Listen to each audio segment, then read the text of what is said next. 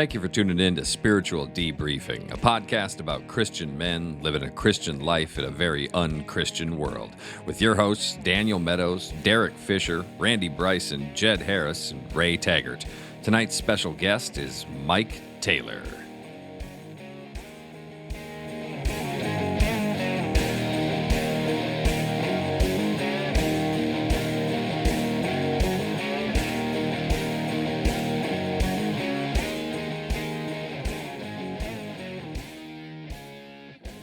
Welcome to Spiritual Debriefing. I am Daniel Meadows. Glad to be with you. What's up, Randy? What's up? I'm Randy. Nice to have you back, Randy. Hey, I am I'm back. so glad you're back. I am glad. Yeah. I'm Jed. Hey, Jed. And I'm Mike. Mike is back. Mike's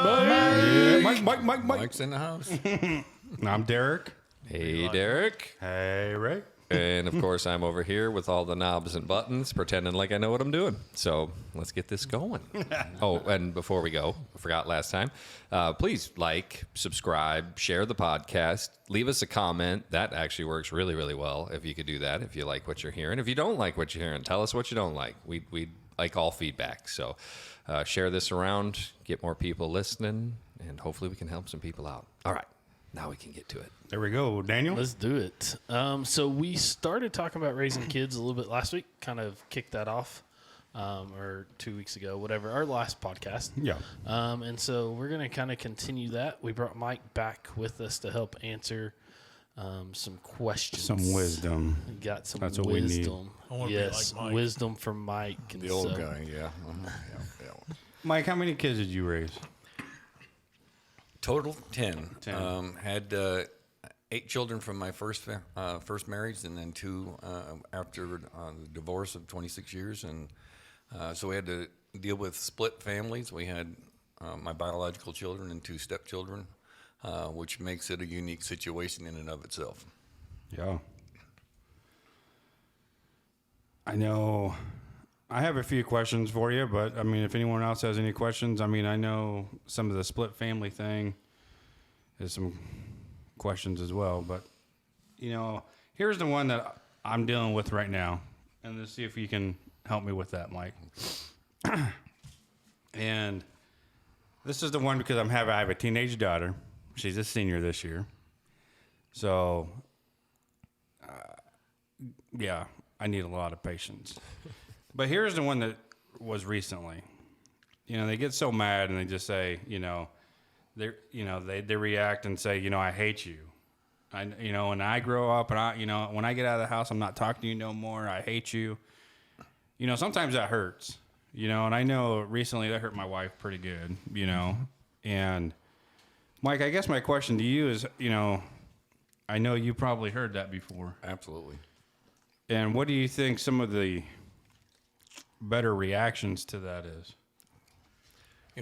As I was looking at these questions that you gave me and kind of getting an overview of what was taking place, I got thinking about when my children said that to me. Mm-hmm. And I can say from past experience, I didn't handle it as well as I should have. As I matured in my Christian walk, I realized that it's what they're saying out of their mouth isn't really coming from their heart.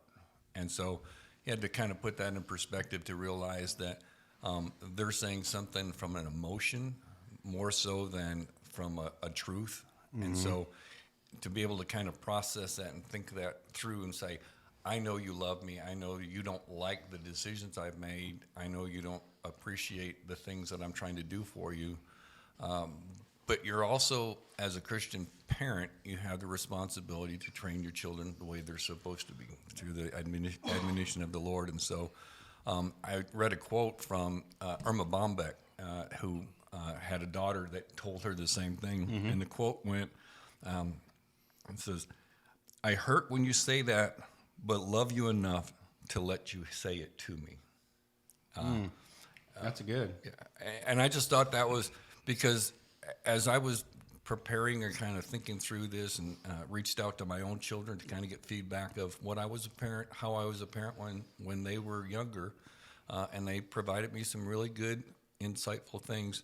One of the things that they all said was that I demonstrated love for them even though the things I did, they didn't always appreciate. And it's almost like what Jesus does, I think.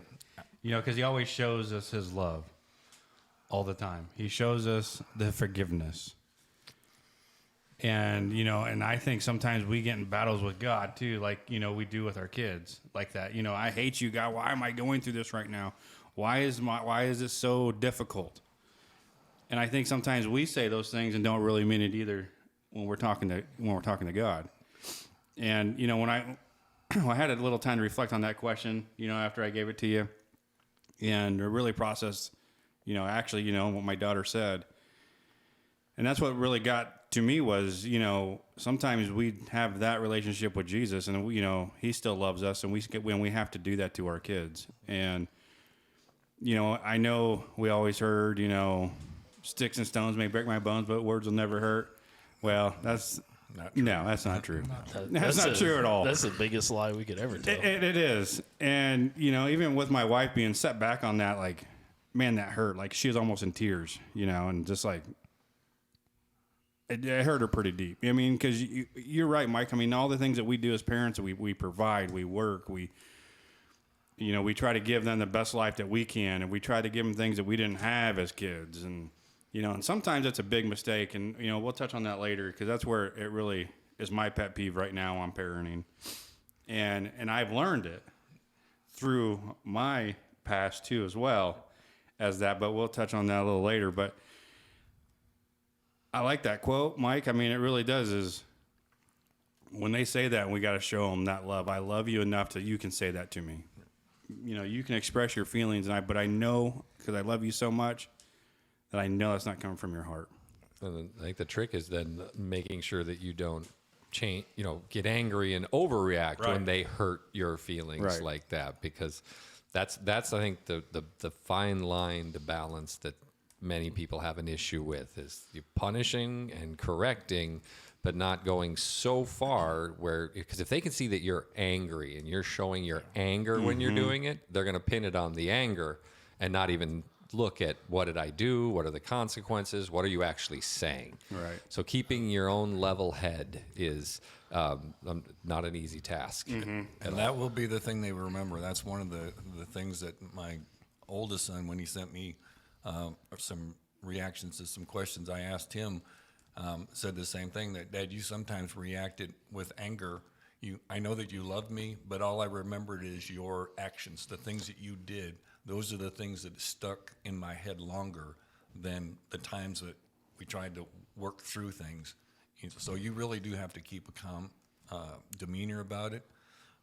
And as I told your wife, one of the things that we have to make sure that we use proper vocabulary sometimes when we say, instead of you hurt me, you say, you personalize it.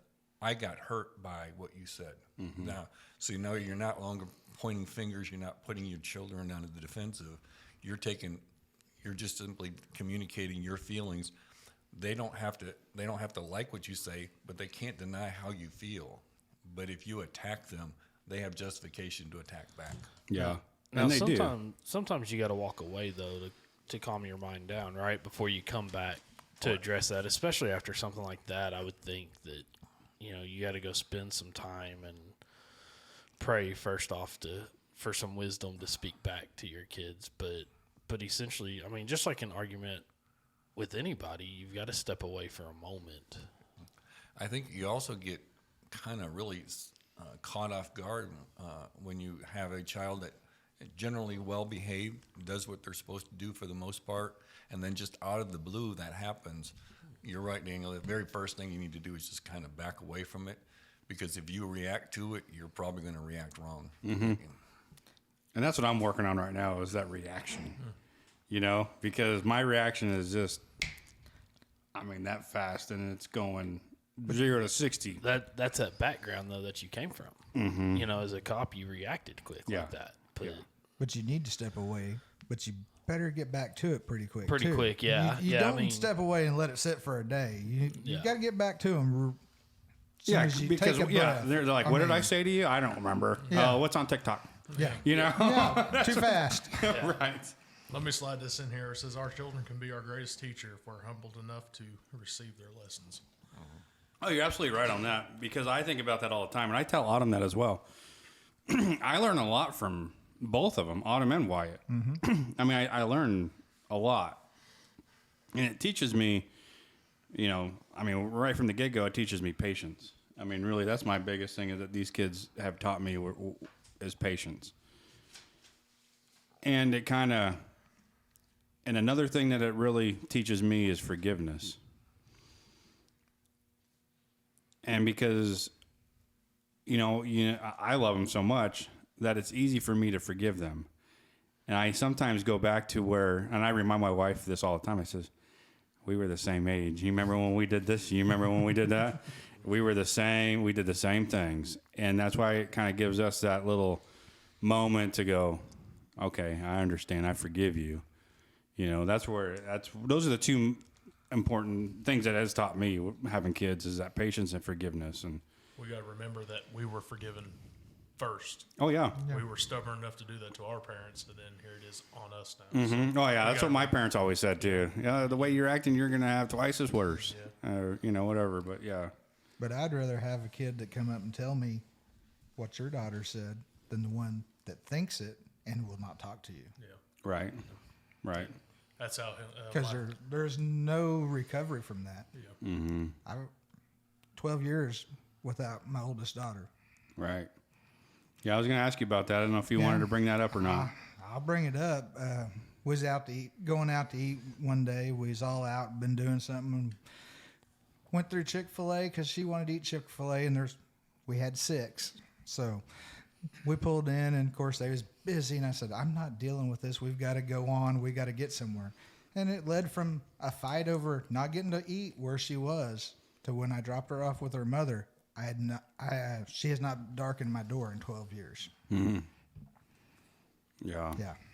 No, you're right. Maybe been better if you just said it to me. And I'm sure I didn't respond correctly in any of the situations. I'm going to tell you, I did not. But I didn't have no way to go back and regroup. I didn't know exactly what she had on her mind or anything. So I know you told me recently too. You got to talk to her a little bit here and there. we're speaking. Yeah. I mean, it's nothing big. I was in the driveway one day talking to Haley, and she pulled in, and of course she referred to me as Haley, tell your dad. And then she called me Jed and this and that, and I'm not dad. So, but at least we're speaking. Right. There is a cordialness to it now. So. Yeah, and I'm not saying you haven't done this, but those are those situations where hopefully you've extended the olive branch. You've said, I'm sorry for whatever I've done, and I'm ready to talk to you. I don't have a daughter that old yet, although I think I said it last time, but my daughter, when she was 3, told me I ruined her whole life. So that happened right on, nice and early. Don't remember what I told her she couldn't do, but there was something that was, Dad, you ruined my whole life. I just stomped off. But of course, being the smart aleck I am, I came back with, well, that's because your life is so short. But there's lots of times that, I just didn't have that opportunity to even offer that olive branch because there was no communication or sight or sound.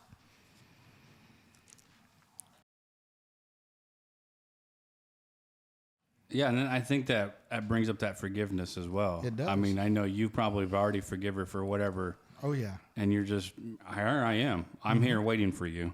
That's it. And I think, and when we reflect back to this all the time and how Jesus was, how Jesus is, we run from him, and then he's always still there waiting for us. You know what I mean? And it just forgives us. And that, I think, he gives us the best example to be a father. And circumstances like that is, hey, I'm here. We did have right before Christmas, I invited her over to my parents' house for our Christmas Eve, and she said I would probably come, but we're going out of town with her now fiance. So, and It just takes some growth. Sometimes it takes for them to get away for a while and to be able to come back where they need to be. And we, with our lack of patience, we want it to happen overnight. But just the conversation that you're having with her and just staying in touch with her, knowing that she's welcome to be part of the family. Her life is about to change. You just said she's got a fiance. A lot of times that changes the whole attitude of of where they're at and their thinking. And so he may see the need for reaching out to your family and helping to bring her back. And so it's just being patient, staying in contact with her. If you send cards or whatever to the other children, then just go ahead and continue to do the same thing with her, just to know that she's just as equal as all the rest of the children, and just don't forget her that way. Yep. Yeah. We sent cards all them years, birthday flowers and all that, just like the rest of them, all the way through. That's good. I think this runs in the situation here that we've all been in. It says you spend years wishing your parents would get off your back to only realize they're the only ones that really had your back. That's true. Very true. So, I mean, at the end of the day, we could sit here and say, we hate you, we want to go on, you know. But once they get that first taste of living, they're going to realize how much stability they had. Right. Right. I got another question for you, Mike. This is another one that I'm dealing with, and if you all have anything that you're dealing with, I mean, speak right in. But this, I have, it's always coming back to the teenage daughter, but right now it's the teenage daughter and the mother, arguing all the time, right? They get into these little battles, and as the dad, you're like, okay, I'm gonna, I don't know, to be the referee on this little, episode. But sometimes I sit back and just let them battle it too. I don't know what the proper way is, Mike. I don't know if you probably dealt with that many times, but looking for a little wisdom there. I've gotten in trouble over this same very issue many times, but to put it as bluntly as I could put it, I put both of them in timeout. Yeah, yeah, because we get in trouble for picking sides sometimes. It's like you all just need to split. Kind of what Daniel said earlier. You can't deal with it. You're dealing with the emotions. You need to split. You go there, and when you're ready to come talk, we can come back together again. And I know it doesn't always work, right? But it does work sometimes. Your spouse will get mad at you. Your child will get mad at you. But it's the best thing because something's going to be said. If they're in the heat of the moment and they're barking at one another, something's going to be said that isn't meant. I hate you, whatever. Those kind of comments are going to come out. It's just going to infuriate whoever receives that insult or whatever. So really the best thing you can do as a husband is to say, you just need to split apart, almost to the point where you stand between them and say, I don't want to listen to it. Y'all go. Right. Yeah, I've done that too. Yeah. Your room. Yeah. I don't know about you guys. Have you guys dealt with that? I usually, when it gets to Daniel's over there shaking his head no. I wonder, why not? haven't. usually I allow the two to speak their minds, but when it crosses a disrespectful line from a daughter to a mother, Oh yeah. that's when I step in. Because the way it is around our house, right or wrong, I don't want any feelings left hanging in the balance. You say it to my face, we'll deal with it. Right or wrong, get it out, be done, move on with life. And so far, we've had a pretty decent relationship about that with the oldest, and Hannah. She's just mouthy all the way around. But Where'd you get that from? both of us. Oh. But at the end of the day, mine's about to be 16, so I mean, not too far behind yours. And I'm waiting for those days, coming, listening to you, thinking, "Oh, it's coming soon." It's coming. Yeah, but yeah, we have plenty of arguments. But as soon as you cross a disrespectful line, that's when Dad jumps in. Yeah, I've done that too. Yeah. Because at the point, those two need to just get it done. And if things need to be said, things need to be said. And I don't really want to take the authority away from my wife whenever it's their conversation. But then when it comes to a point where you're disrespecting and you're still a child, I'm going to treat you like one now, Right. type situation. I say to my kids all the time too, I says, I don't talk to your mother that way. Yeah. and you don't need to talk to her that way either. Exactly. You know, Same. it's the same respect factor. What about you? I haven't had much, but if it is, it's kind of like what Randy said. It's the disrespect factor. You just kind of sit back, and when something crosses the line, that's when I bail in. But and it don't get there very often. But I do see one thing. This might be dangerous for you, Derek. You and Autumn are a lot alike. So when you start, I hear that a lot, and I don't agree to that. you Oh are. yeah, absolutely. You know what? That's funny. You want to bring that up right now? Is that me and my dad? We're like each other too. But when we battled, you know, growing up, and now I have a great relationship with my dad. Yep. You know, talk to him all the time, go and visit. I mean, just a good relationship now.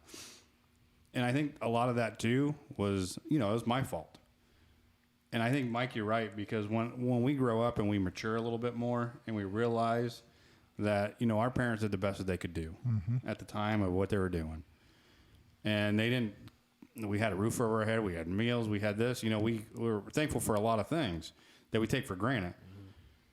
And I think that's what hit me too, was, you know, as being a cop, and you got to see some of the parents on how they treated their kids.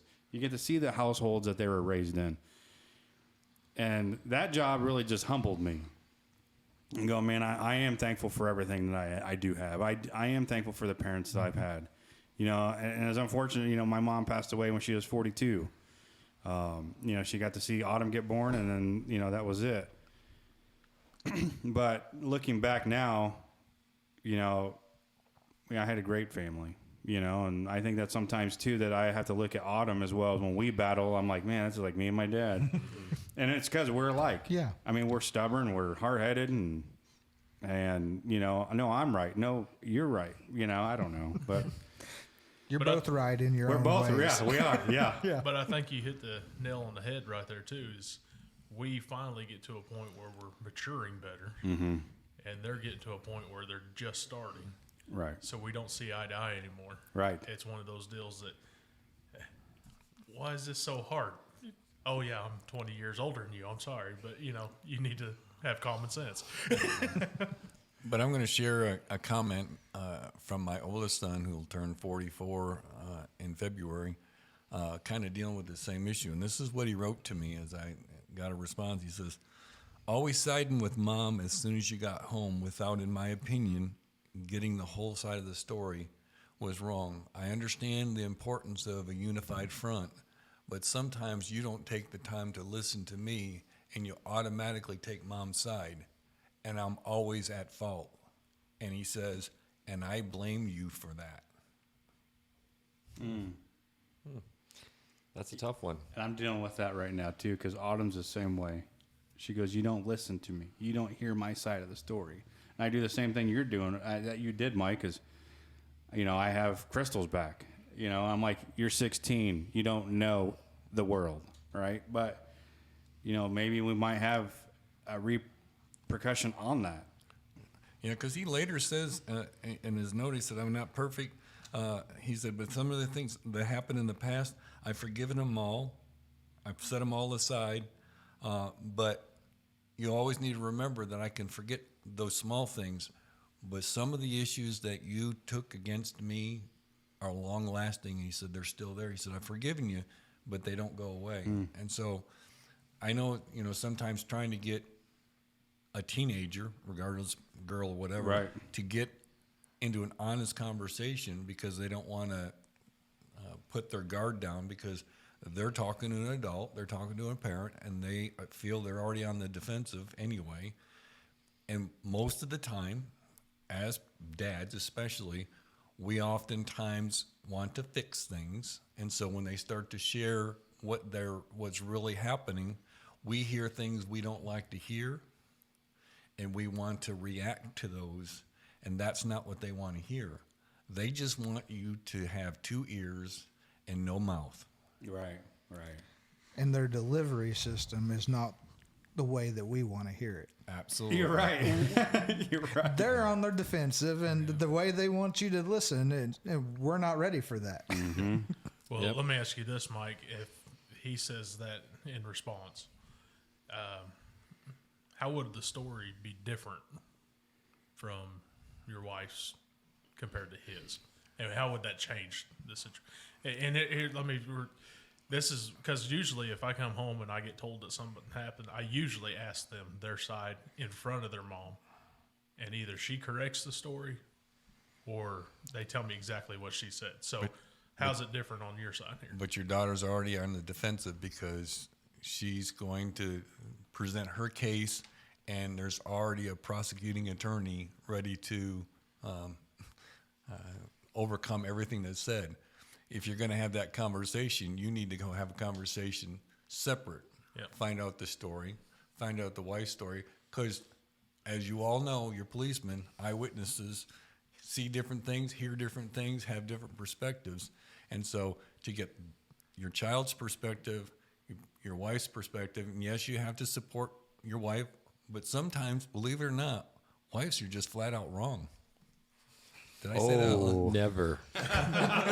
Bum, bum, bum. That was Mike. Some of these guys' wives listen to the podcast. And they But thought no, I they was don't. bringing wisdom. But do you think if you did that and the stories were the same, would the punishment be any different? I don't think you interrupt your wife. I mean, that you can't. That's what I was just going to say. Is if my daughter said that, I'd be like, all right, I'm going to listen to you, but I'll tell you right now, your mom laid down the punishment or told you what's happening. That's happening, regardless. 'Cause Exactly. That's what's happening. Yeah, you got to keep that unified front. But you got- Exactly. I'm just, but you got to make sure that the discipline, and I really don't like the term punishment, but the discipline that you use has to be appropriate to the crime. Exactly. And the other thing that I read as I was preparing is the act, is it a poor choice or is it a deliberate act? And we sometimes think, well, you didn't get, well, we automatically accuse them of something they did deliberately when it could very well have been something that just happened, and we don't take it that way. So that's why I say you get the story from their perspective, and then you say, well, now I know you were told this was the direction.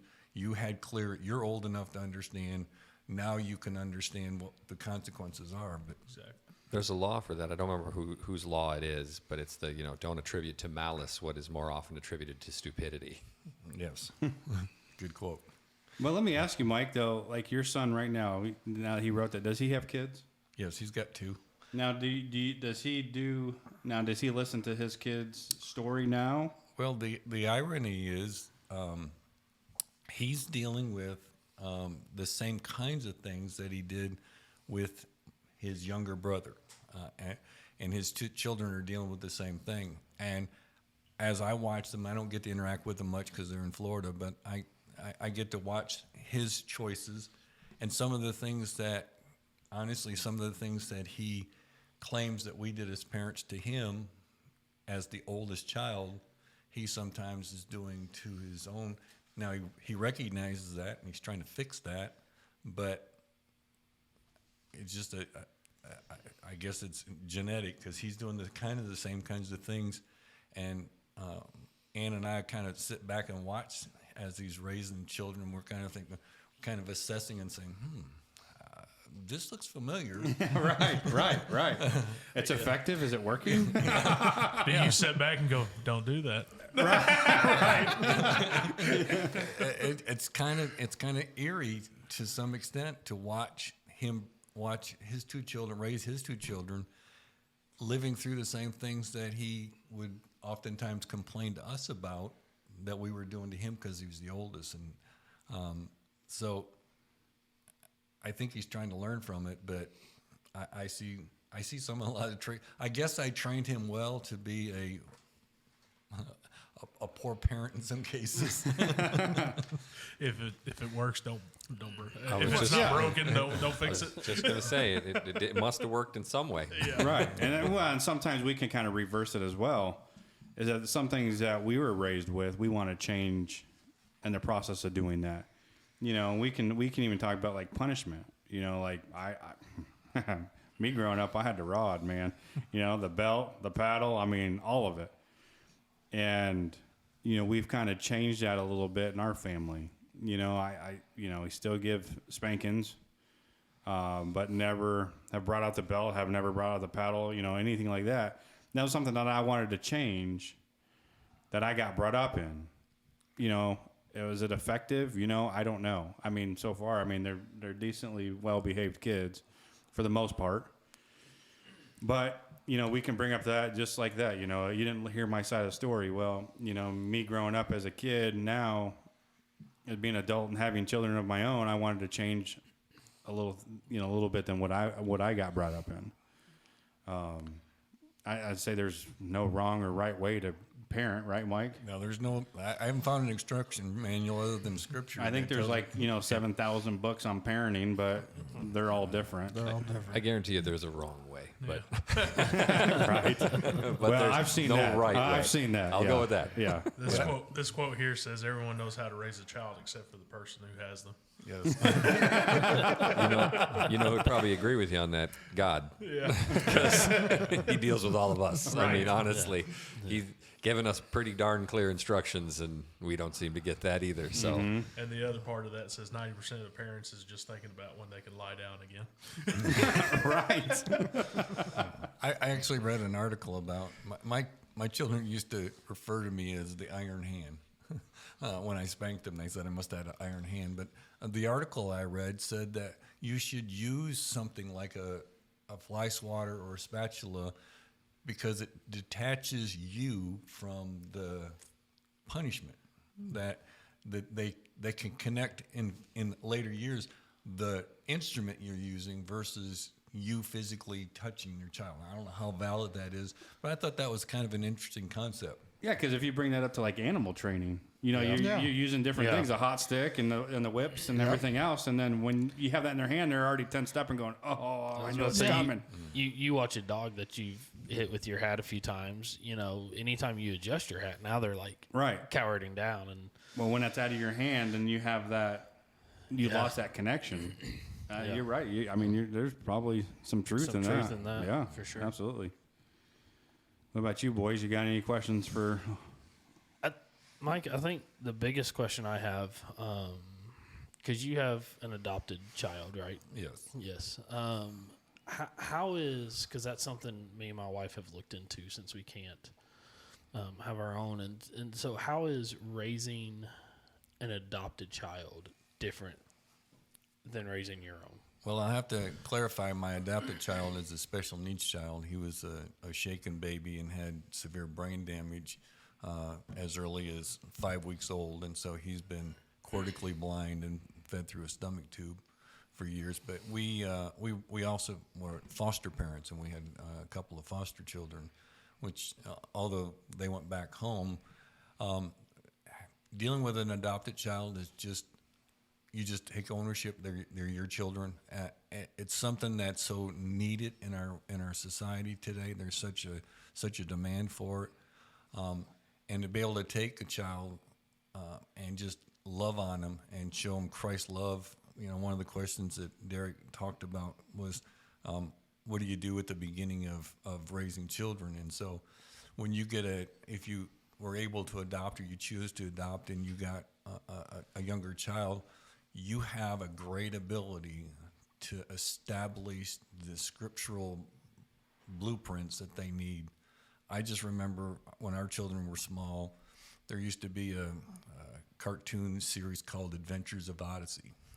There's like 700 episodes, and we watched those all the time. And we had some scripture memorization stories called GT and the Halo Express. And there was like 12 scripture verses. And so being able to bring a child into your home obviously helps build that character for that child. But once they're yours, Daniel is ours. We don't refer to him as an adopted child. He's our kid. Right. Little Elizabeth, that was in our home for a while as a foster child, she was our kid. The kids didn't refer to him as an adopted child. I sometimes do now, just kind of because people say, well, how many kids you have? And I kind of go through the whole process. But a child's a child, and they just need parents. So how do you, because most of them in the foster and adoption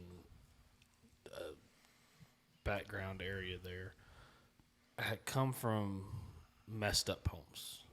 How do you break through that barrier? Love. Love overcomes all.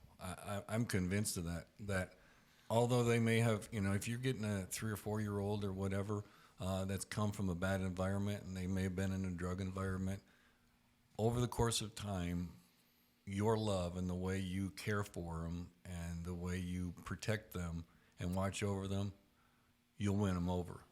That's how God brought us, his love for us brought us to him. We didn't deserve the love, but he kept showing it to us anyway. And I'm just convinced as a parent, the best thing you can do, as sincerely as you can, is to show the kind of love. And that is for guys to let down our guards to be loving dads, not disciplined dads, not the, we homeschooled. And so I was always referred to as the principal.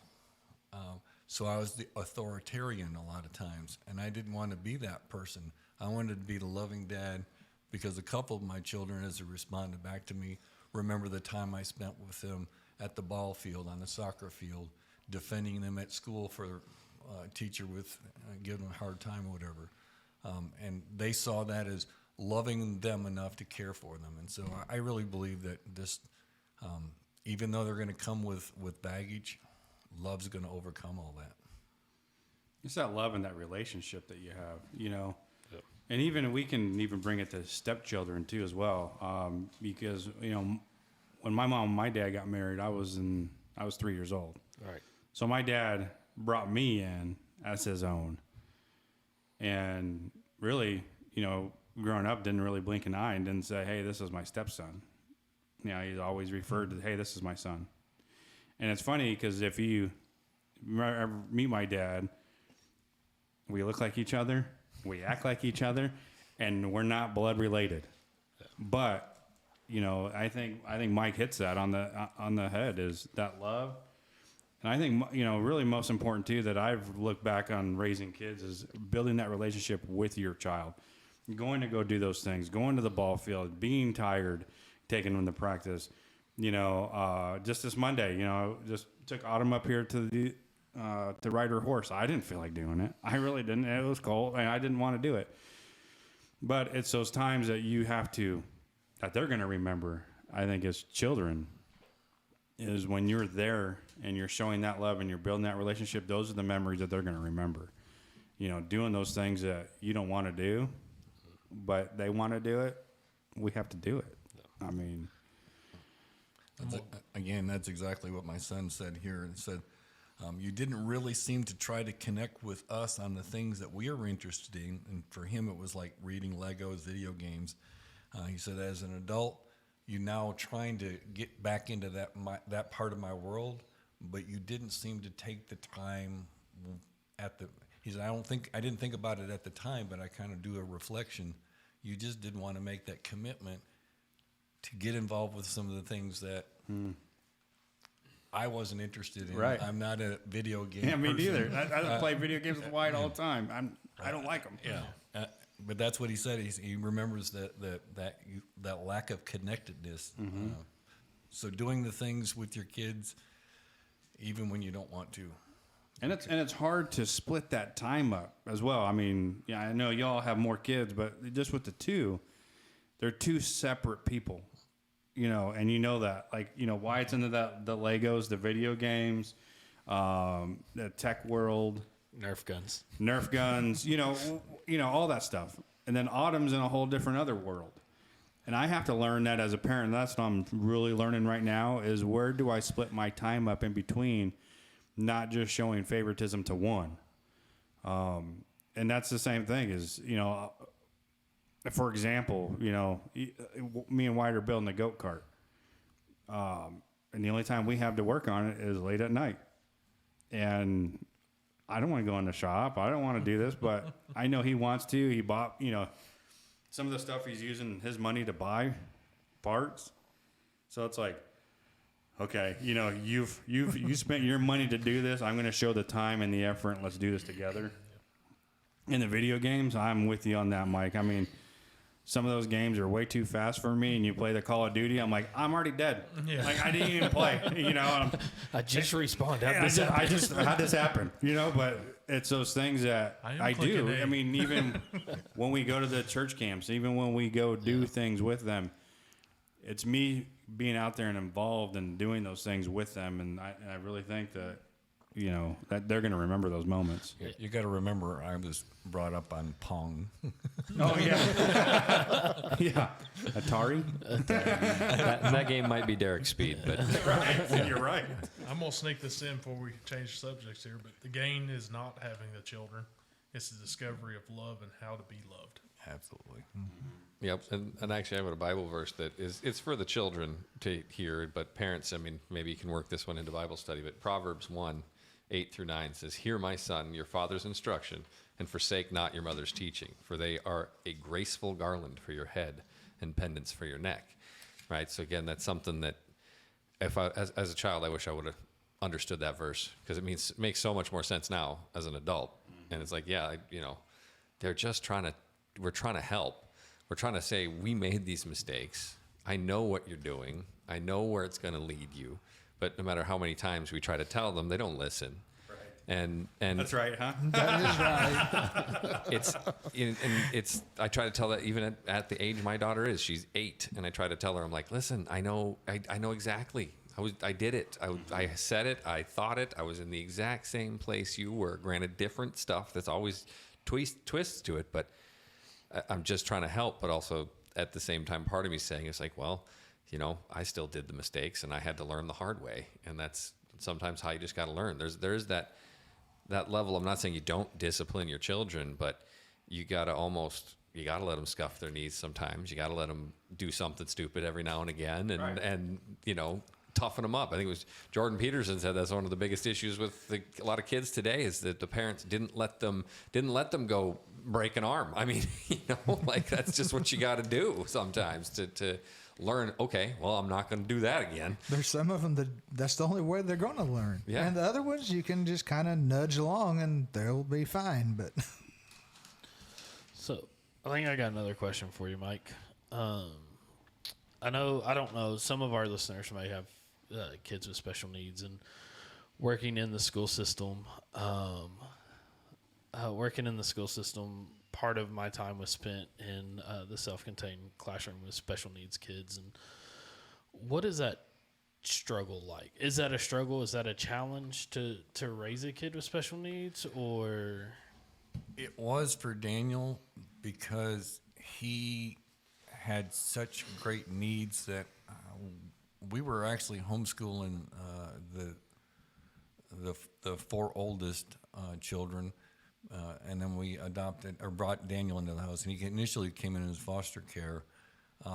He had to go to occupational therapy, physical therapy, and the closest place was an hour away. So it required my first wife to take him to those meetings all the time, which then initially the kids would hop in the van and do homeschooling in the car there, but it got to the point where the kids sometimes saw that they were getting cheated out of time because of so much effort that we had for Daniel. But that was at the initial stage. Eventually, they came to be helpers. They came to be almost caretakers to some extent. We never wanted our children to have to babysit the other children. It wasn't their job. We as parents had the children. It was our responsibility to take care of them. One of the things that I've seen as a teacher now, we have 10, 11-year-olds that are babysitting their 3 and 4-year-olds at home. But I think my children really appreciated and understood special needs kids. So when they saw them elsewhere, they seemed to have a compassionate heart, a better understanding. So I think in that regard, I think it was probably the most positive thing for our family, for the children, to be able to be around a special needs child and know what kind of care. And I know that they saw the love that we shared with Daniel, because even to this day, he's born in 91, so however old that is. I mean, still. He would be 31, 32. I'll be 33 in March, born in 90. So And so, I mean, he's Hey, youngin. he's still in diapers. He's still he hasn't progressed any. He just is a giant baby, but the kids still love him.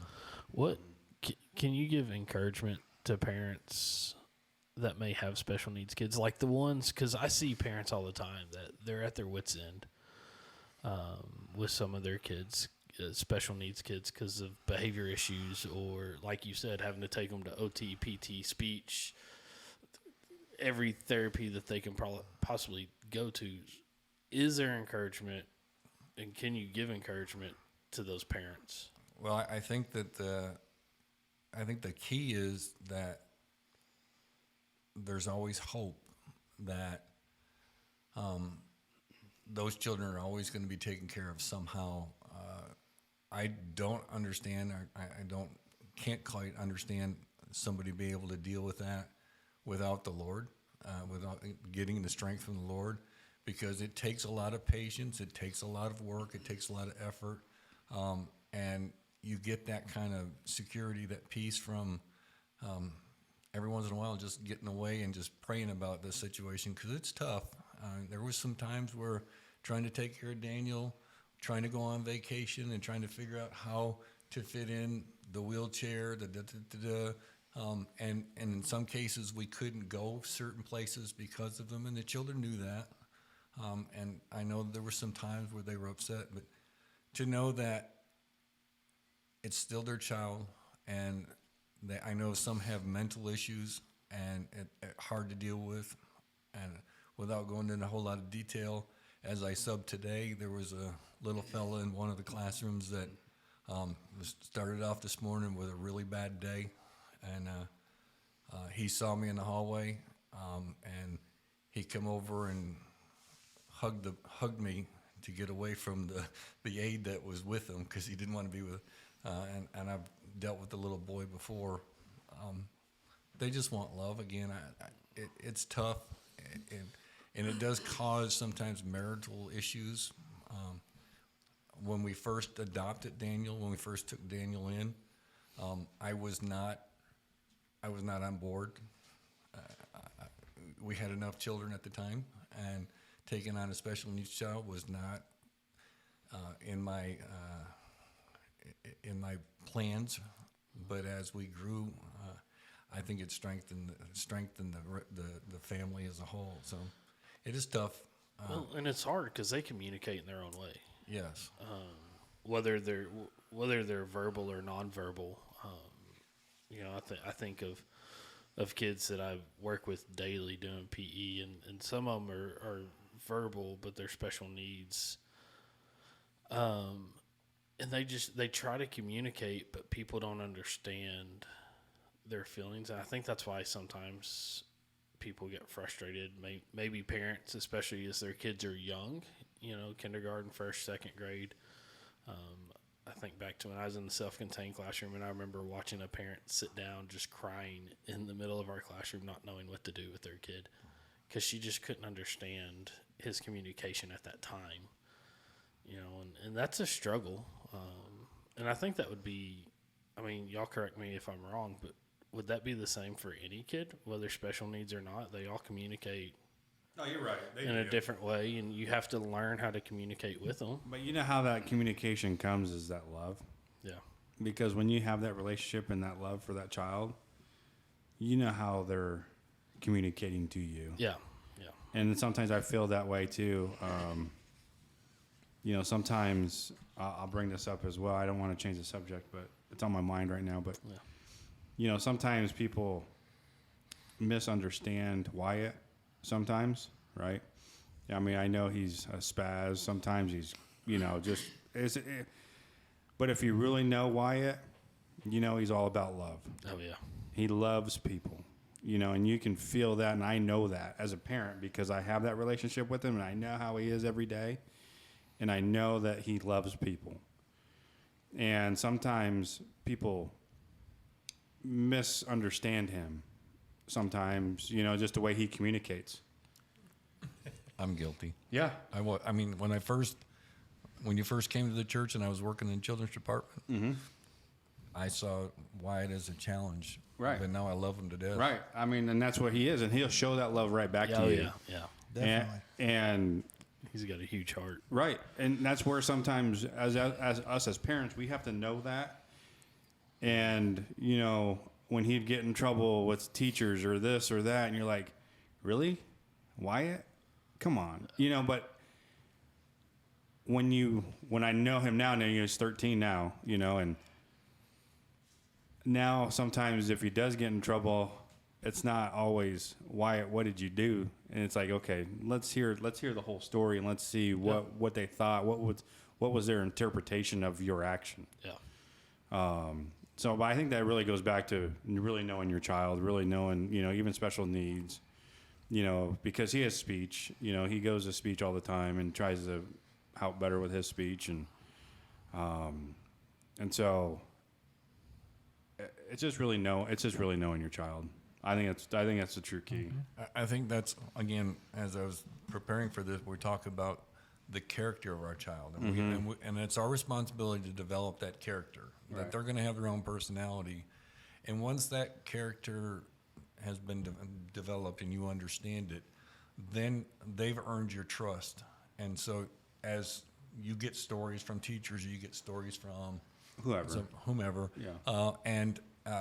and you have to give the child the opportunity to be able to present their case, because when it's things that are out of the norm, and same thing happened with a couple of my older children. My oldest one graduated valedictorian, was a straight A student, but there was a couple of issues at school that were completely out of character, at least what was accused of, and so I went to the school with the full understanding that that's not Timothy, that's not my son. And as I find out the whole story, then I find out that really it was an issue with the teacher and a personality thing. But I had to trust Timothy. I didn't go in there and say, what do we need to do to fix Timothy? I went in there to say, what do we need to do to fix this situation? Right. Because it doesn't sound like my son. Yeah, and we hear that, and I heard that all the times on the streets as well, right? I mean, you hear that, my kid doesn't lie. Yeah. I know my kid, they don't lie. Well, we can reverse that and say, yes, they do.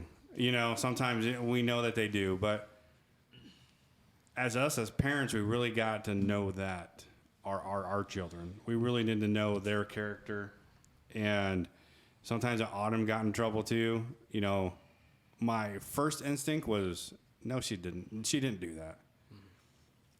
But then I sit back and kind of think, you know, just a couple minutes. And I'm like, okay, now what did she do? Or what did he do? Or, you know, what'd they do?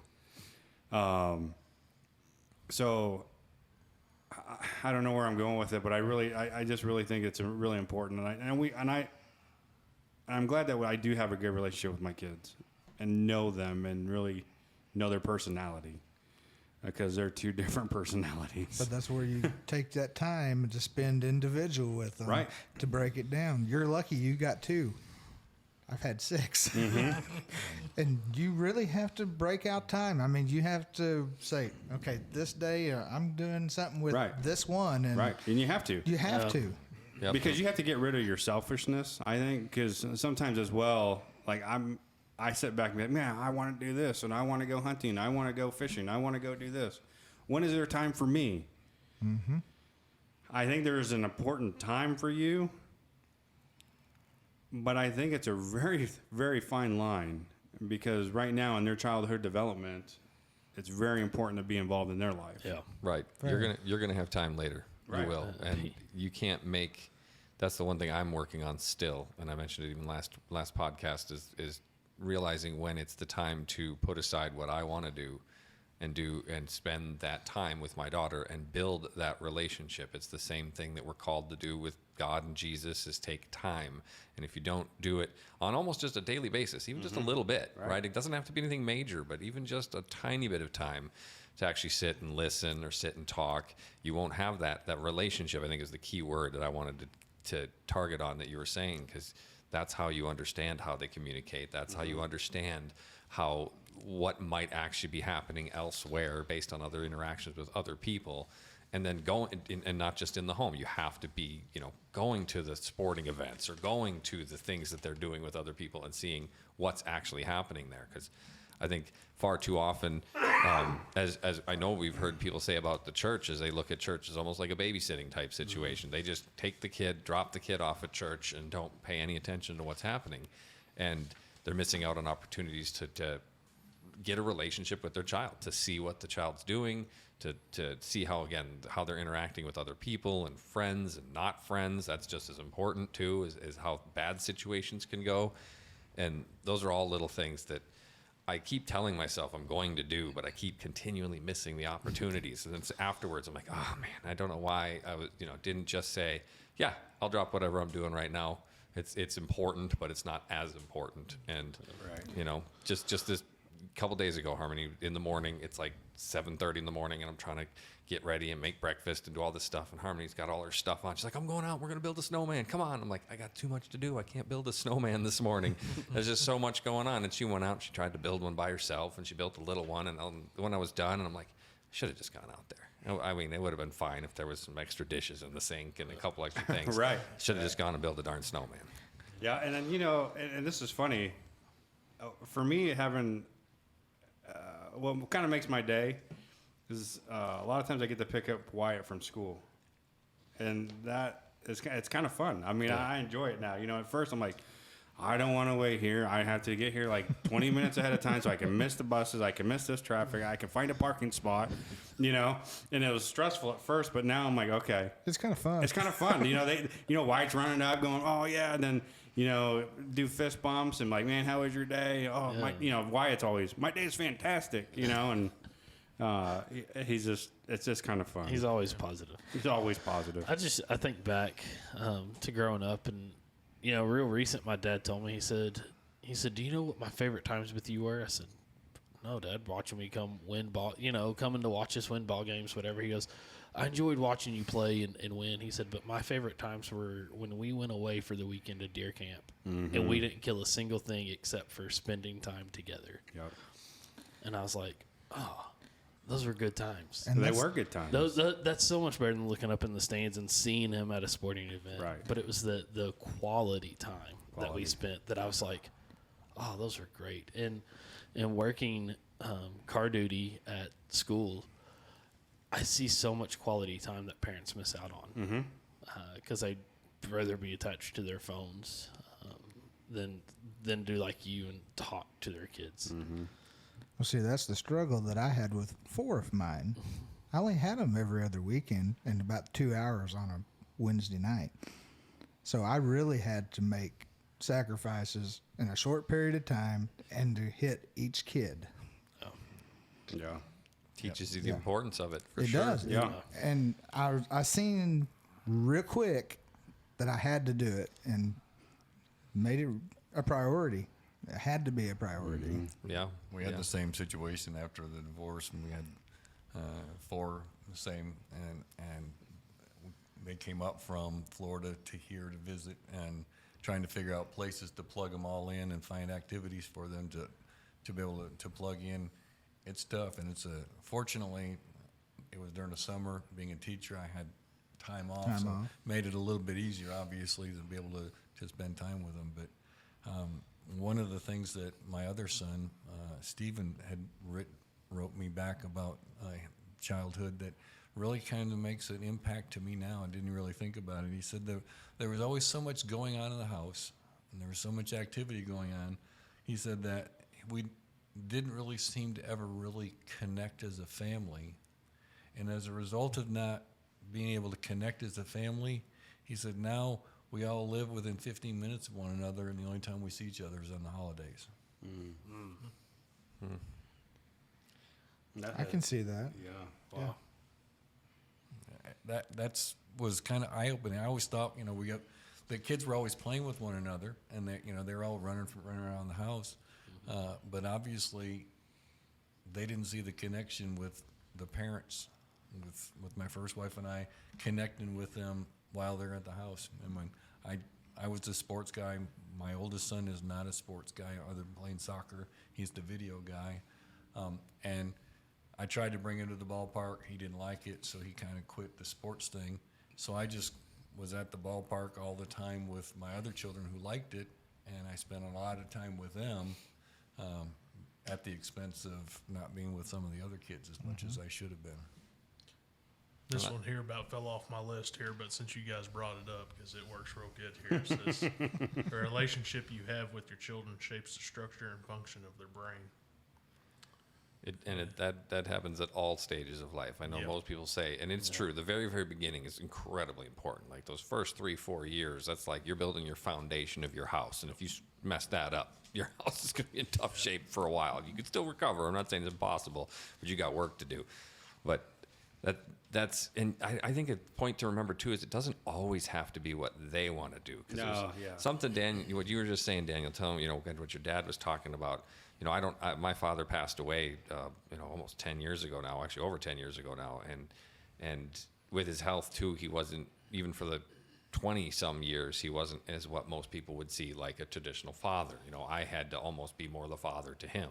When I was a teenager, I was shaving him because he couldn't shave himself. Like that's a totally flipped dynamic. But what I remember, one of the fond memories that just popped into my head was, the Minnesota State Fair. It's this big event. It's huge. It's one of the bigger ones in the country. Not the biggest, but it's a big one. And one of the things he did every single year, the first day of the fair, he would take the day off of work. I think it opened on a Thursday. So he'd take the day off work. We'd get up to the fair at like 6 a.m.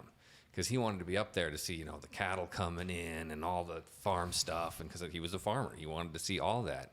And he'd drag me and my brother, and kids don't like getting up at 6 a.m. and going into the town to go to the fair, but sitting down and having breakfast at the, whatever breakfast place with all the farmers and all that type of stuff, and just connecting with him. It's called a cafe. Yeah, probably is. I don't know what y'all called it up there, but it's cafe. Cafe it around was. here. I'm sure it was. Yeah. Because again, I was too young to even remember exactly what the place was, but it was at the fair. It's the only place open, and it's all the people who are like the bones of the fair are there having breakfast at that point. There's none of the crowds. There's none of the other people. None of the tourists are there, and I just remember those times, and it wasn't something I wanted to do. It was something he wanted to do. And then we'd spend the entire day at the fair, doing all the fun stuff and all the rest of it as well. But I remember the breakfasts, and that sticks with me. Well, that was like going up to the firehouse. My dad was fire chief, and at first I was like, oh, I got to go back up here again after school. But after a while, I wound up loving it. And I think that's why I did 6 years in the fire service because of it. But, it's something I wound up loving to do because of the time that we just spent sitting up there and learning different things, at first it started out as not something I really wanted to go do. But Being dragged up there. Yeah. But it turned into something that I loved getting to go do. He'd pick me up at school in his fire chief's car, and then we'd go up to the firehouse. That was the coolest thing to me, that I got to be picked up in a car with lights and sirens to go sit. Almost all kids love lights and sirens. Yeah, they do. So That was Harmony's favorite part, actually. So we took her to the state fair when she was real little, and we were there late because my wife actually played a show there. So we did music, then we watched another band, and we actually were there when the fair closed. So it was probably almost 10, 11 o'clock at night, super late. And, Harmony was in her stroller most of the day. She was okay, but I swear she lit up at night because all of a sudden all the people are gone, and now all the trucks full of food and sodas and beer and everything come rolling down the lanes, and they're all lit up at night, and she was just pointing at every one of them going by. This is the coolest part of the fair. food parade. Yep. She's like, look at that big truck. Look at that big truck. Well, Mike, I had one for you just from your little story you had from your little one there. But it says children learn more from what you are, more than what you teach. Absolutely. We're the example setters, and sometimes we are positive examples, and sometimes we think we're positive examples, and we're not. I think I've shared before, and maybe last week I talked about probably the most eye-opening thing that happened was my son, who's currently living on the streets now, told me, I guess he was probably 14, 15 years old, out on the step going into the shed. And to this day, I don't know why he said it, but he looked at me just as sincere as can be and said, "Dad, you're just a big hypocrite." And he was referring to my Christian walk. And I don't really know what I was doing or what he saw at the time. But something in my life at that time was not the example he needed to see. And so we have to be real careful about watching our anger, watching the comments that we make, how we treat our spouses, how we treat our children, our other children, because we're being watched all the time. I just know that as a Christian, I've been approached by non-Christians a couple of times referring to my Christian walk, fortunately in a positive way, but they're watching and they will remember and they will point out to you real quick, and it'll make you upset because I was upset. I don't know how I reacted. I don't remember how I reacted. I just know my heart was pierced when he said that. And I had to kind of go back and do some self-examining and self-evaluation to figure out what was I doing as a parent that was setting such a negative example, at least in his eyes, in my life. And it took me time to go back into the Word and back into prayer, because during that time, I was so busy at the church as the deacon and teaching and all the committees and so forth. I was so busy working at church, I wasn't working for the Lord, and obviously he saw that. So if you could go back and change one thing, and it doesn't have to be just one, but if you could go back and change something, especially since the other four guys here have daughters, what would you change raising a daughter or your sons? Well, it's not a fair question to my daughters, because I was very blessed with both my daughters. My oldest daughter, we used to just kind of pick at her because she just literally slept, ate, and sang, because she'd go in her bedroom and sing, and she sang at church all the time. She was a good student. One of the things that all three of my children that responded back to me said is that we put way too much pressure on them for their grades. That's the one element that they remember. My oldest one, it just came natural to them. The other two underneath there, they all graduated high in rankings in their classes, but we punished them extensively for not getting a good grade, which was wrong. Looking back, and then my other daughter was the one that was killed in the car accident. She was absolutely not a problem. She was as studious as could be. She graduated from high school with an associate's degree. So I think that if I could go back in time and make any kind of corrections, I'd spend more time talking with my kids from a very early age. I think, Ray, you're on target with Harmony, just with talking to her and having good conversations. And it's never too late to have those conversations, because I have those conversations with them now that they're older, but I really wish I could rewind the clock and really get into their heads and say, evaluate me as a dad. Tell me what I need to do. You're not always going to agree with my choices. You're not always going to agree with the discipline. You're always going to know that I do it in love, and that's one of the things that all three of them did indicate, that they knew that I did it out of love. But I really wish I got to know my kids better and not just simply knew they were my kids. You know, I've said this before too, and here's something that we kind of recently changed, and it kind of hits on what you said is,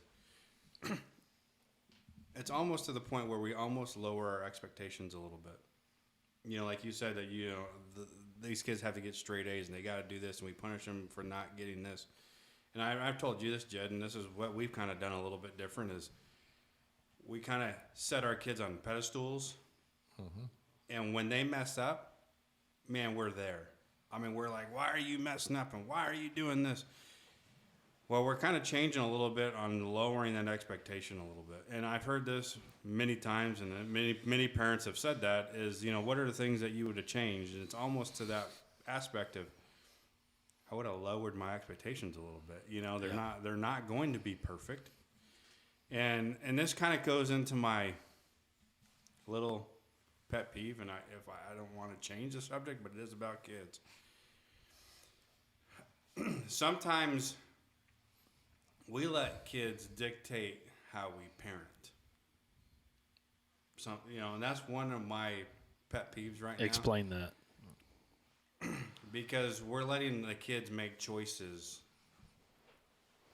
where we still need to be the parent. And it's almost to a point where they're almost doing whatever they want to do. And for instance, we have some of that situation is going on a little bit, and we got to set the ground rules and saying, I'm going to be your parent. I am the parent. I am going to make the rules. And we talk about the love. We talk about the relationship. We talk about all the stuff that we have been talking about. Very important things. But I think one of the other important things is that we still have to be the parent. We still have to be in charge. We still have to set those ground rules. And I think the kids can't dictate what they think is right.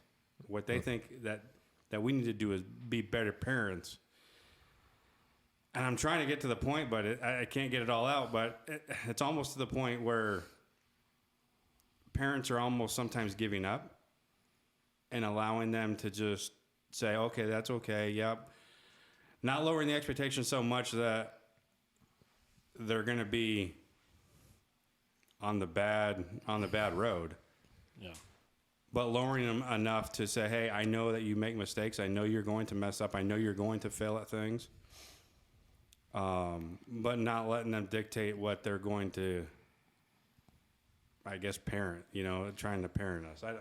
I've heard that, and I almost fell into this too, and because my wife and I were in the kind of the new age movement, and there's a lot of push there in new age, new thinking, new schooling to be like, okay, what do you think your punishment should be? Yeah, that's it. Yeah. What would be good for you? And that might actually work for some kids. Some Right. kids might be self-actualized enough to be like, well, this is what I deserve. But I flipped, and my wife right away was like, we're not doing that. Don't do that. That's dumb. I'm like, okay. She calls it like it is. But one of the things that I've done, and and for right or wrong, but a lot of times, I punish my daughter, and she'll be all pouty and sad or crying or whatever, and then I'll just ask her, I say, do you think that I punished you too much? Do you think you don't deserve what you just got? And to a T, she's always like, yeah, like I deserve it. I know, I'm right. Yeah, I don't get that cookie because I did this, or I don't get to play video games for a week because I did that, and just giving her that gut check after I've punished her to be like, do you think that was too far? Do you think that was too much? Do you think you deserve these things back? And whether she actually believes it or not, she's just saying it because she thinks I want to hear it. She does think about it for a minute. She goes, oh yeah, you're right. I did mess up. Yeah, she's like, I made a mistake. I do deserve to have a punishment, and this is what it is. Yeah, and I see that, Mike, your wheels are turning there. What? Yeah, one of the things that Ray just mentioned is that sometimes we assign a discipline, a punishment, and it's so short-termed, and for them it doesn't really affect them. It just, this too shall pass and I'll go.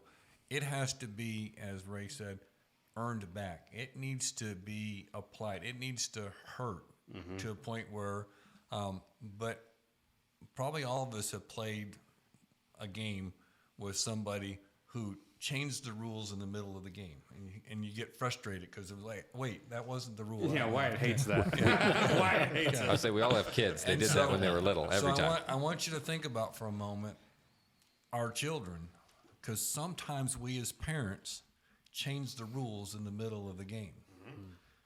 And we need to be, if we're going to apply consistency in our home, we need to have clear choices, clear consequences for those choices, and pure application of the if they have to suffer the consequences.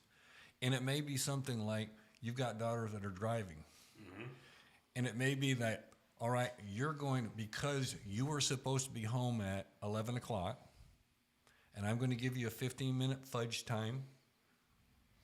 But after that, for every minute, here's the consequence. You're going to lose your driving privileges for a week. But I got a job. Hey, if I only had one means of transportation and it broke down and I had to go to work, I'd figure out a way to go.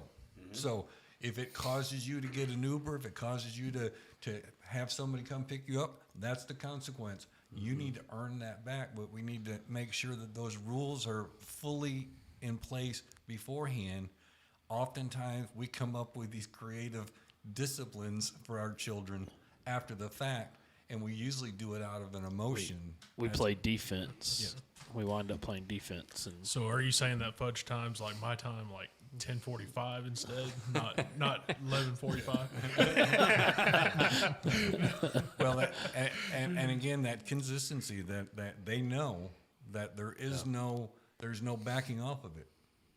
If it's a week, it's not 6 days. it is. It's a week. Oh, they know. Yeah. They know. Yeah, they know they don't call my bluff. I'm not bluffing. If I say it's going to happen, it's going to happen. Yeah. And I make sure it does happen. You know, if I tell you to, if I can tell you to do something, and if you don't do that certain thing, here's the consequences, and they don't do it, it's going to be consistent. And my consequences are going to be consistent throughout both kids, and they both know that. And, and sometimes, as us as parents too, I mean, we show this love, we show this care, we and I talked about this a little bit earlier, and I've talked to Judd with you this multiple times. We try to get our kids things that we've never had as kids, right? Right. And that has been something that I have been working on a lot, because that's what we wanted to do, was provide for them for the things that we never had the opportunities, or the itemized things, or stuff like that. We didn't really show them that, life is going to be hard, and here's a quote that John Roberts said, which is the Chief of Justice, and this nails it on the head, I think, because sometimes as parents, we want to cuddle them, we want to hold them, we want to protect them. We need them to be safe. We don't want to hurt their feelings. We don't want their feelings to get hurt. We don't want them to feel loneliness. We don't want to feel this, right?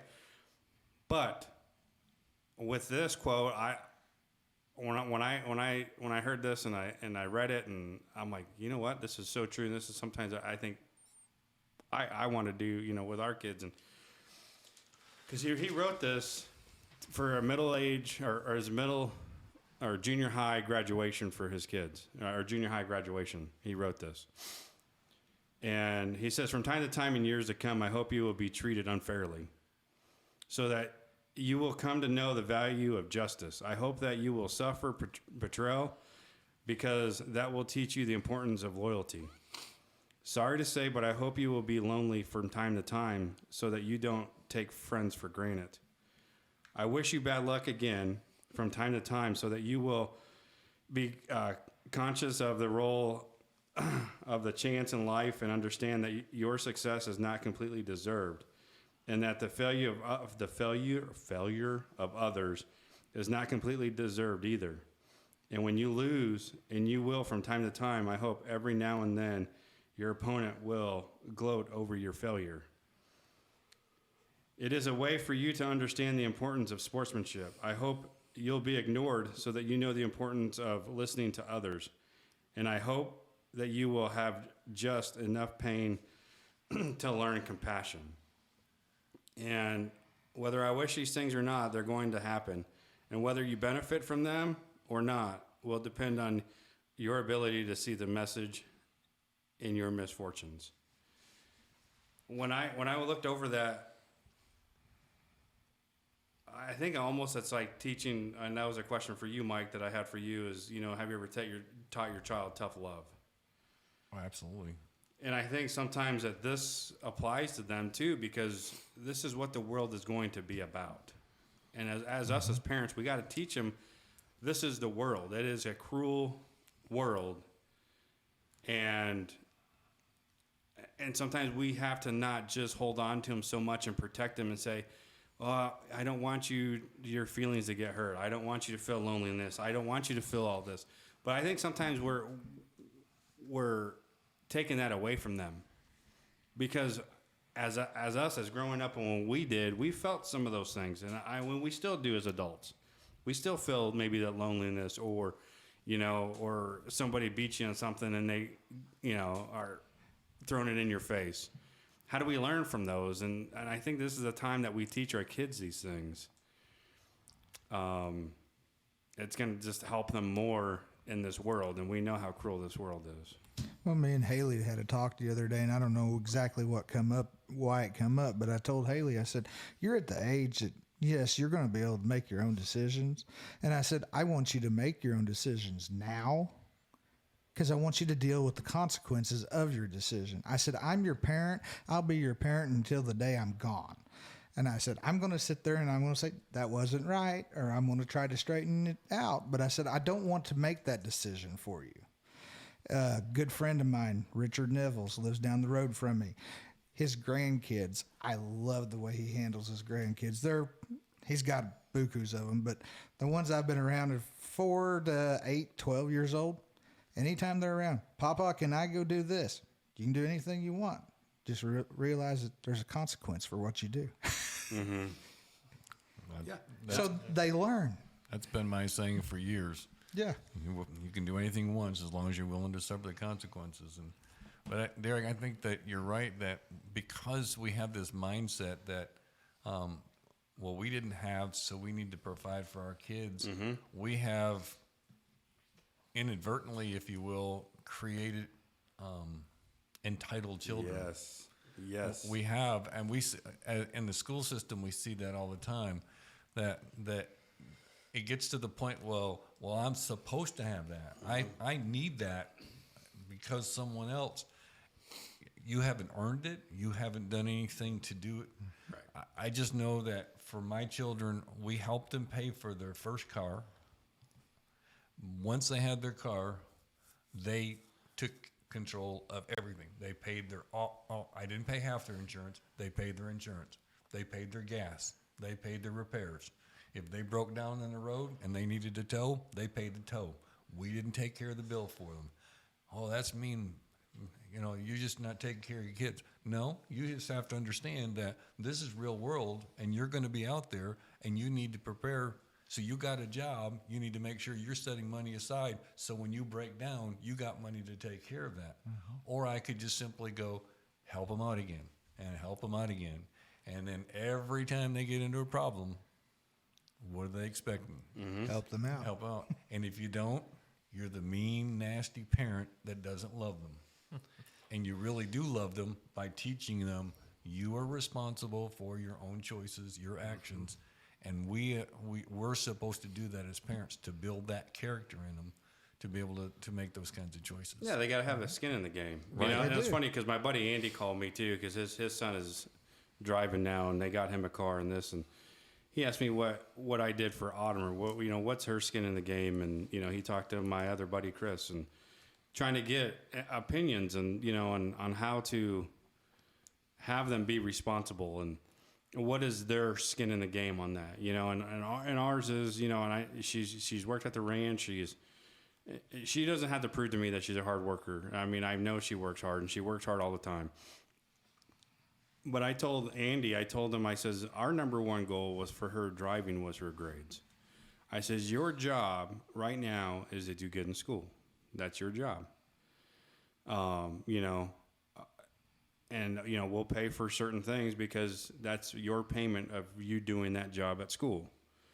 And so, it was a little different. He got a different opinion from Chris, and that some people paid half, or his kids paid half, and what he did was, you owe this much money, and Chris would put all this money away, And then when they graduated and says, here you go, here's money to start off with because, now you have skin in the game.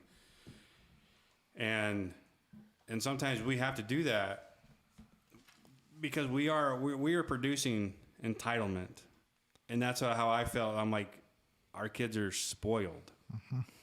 Yeah. And they are. And that's the thing that we have to stop as parents and realize this world is going to be tough, and we grew up in this world, and we're still in this world.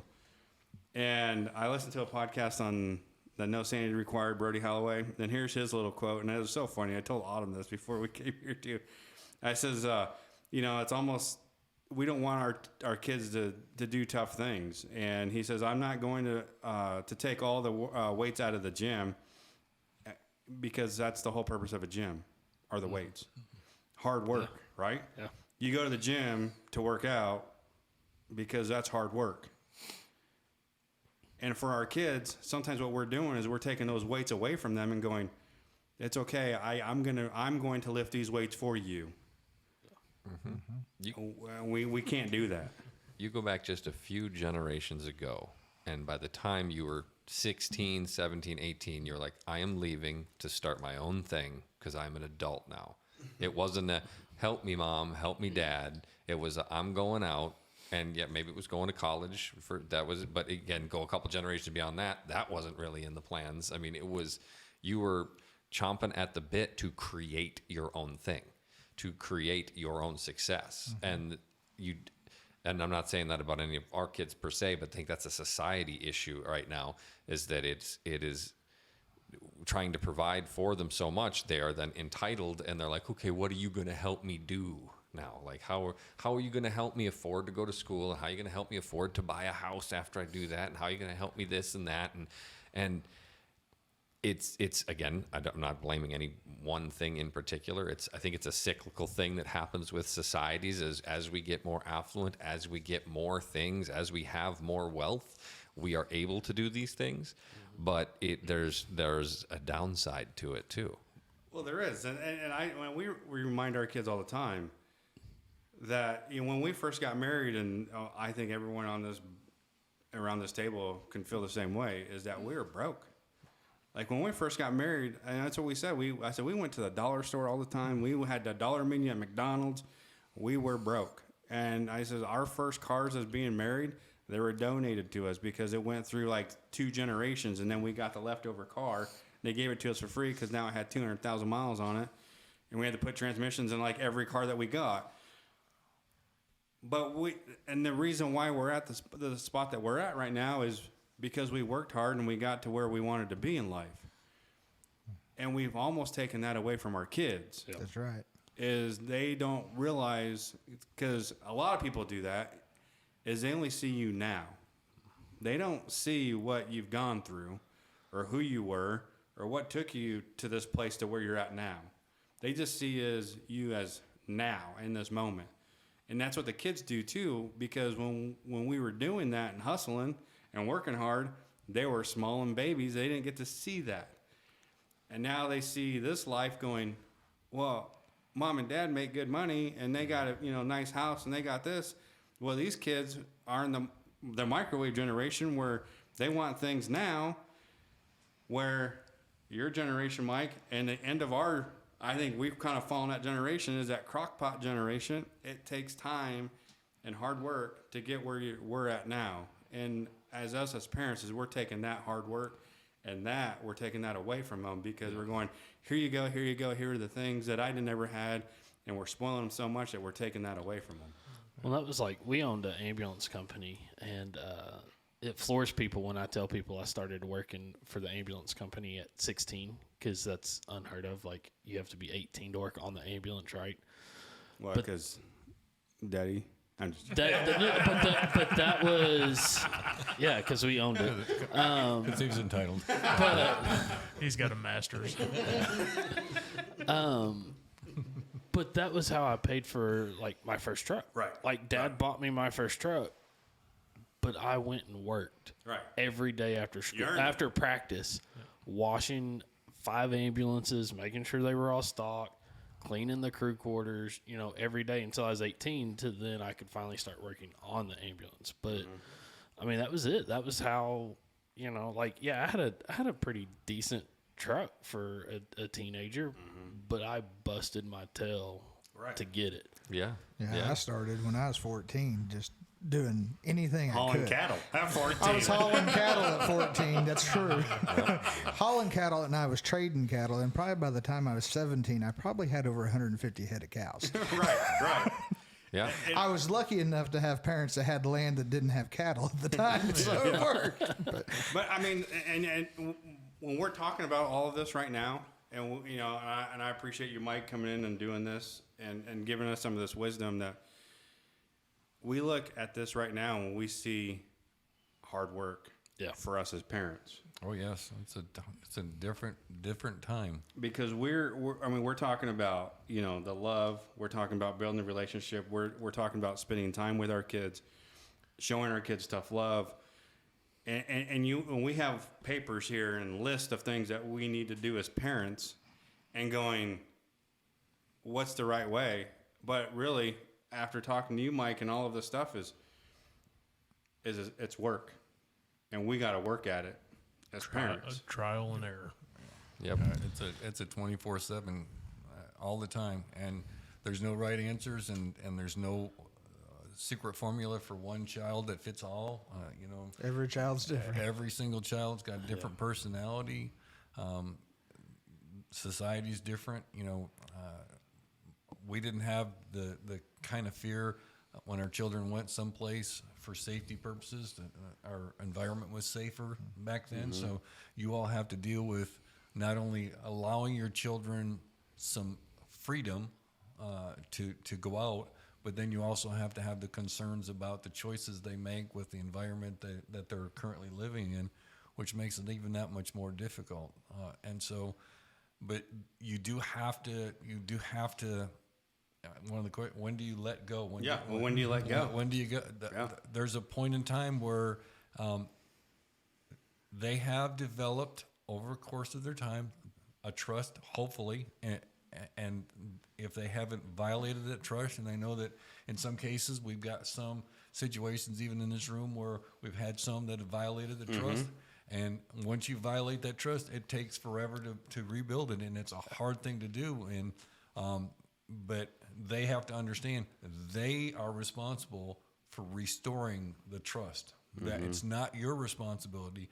They have to make the choices, and they have to understand the consequences for their choices because they lost that trust. But if they've got it, you know, you said your children are pretty good kids and you're pretty well trustworthy.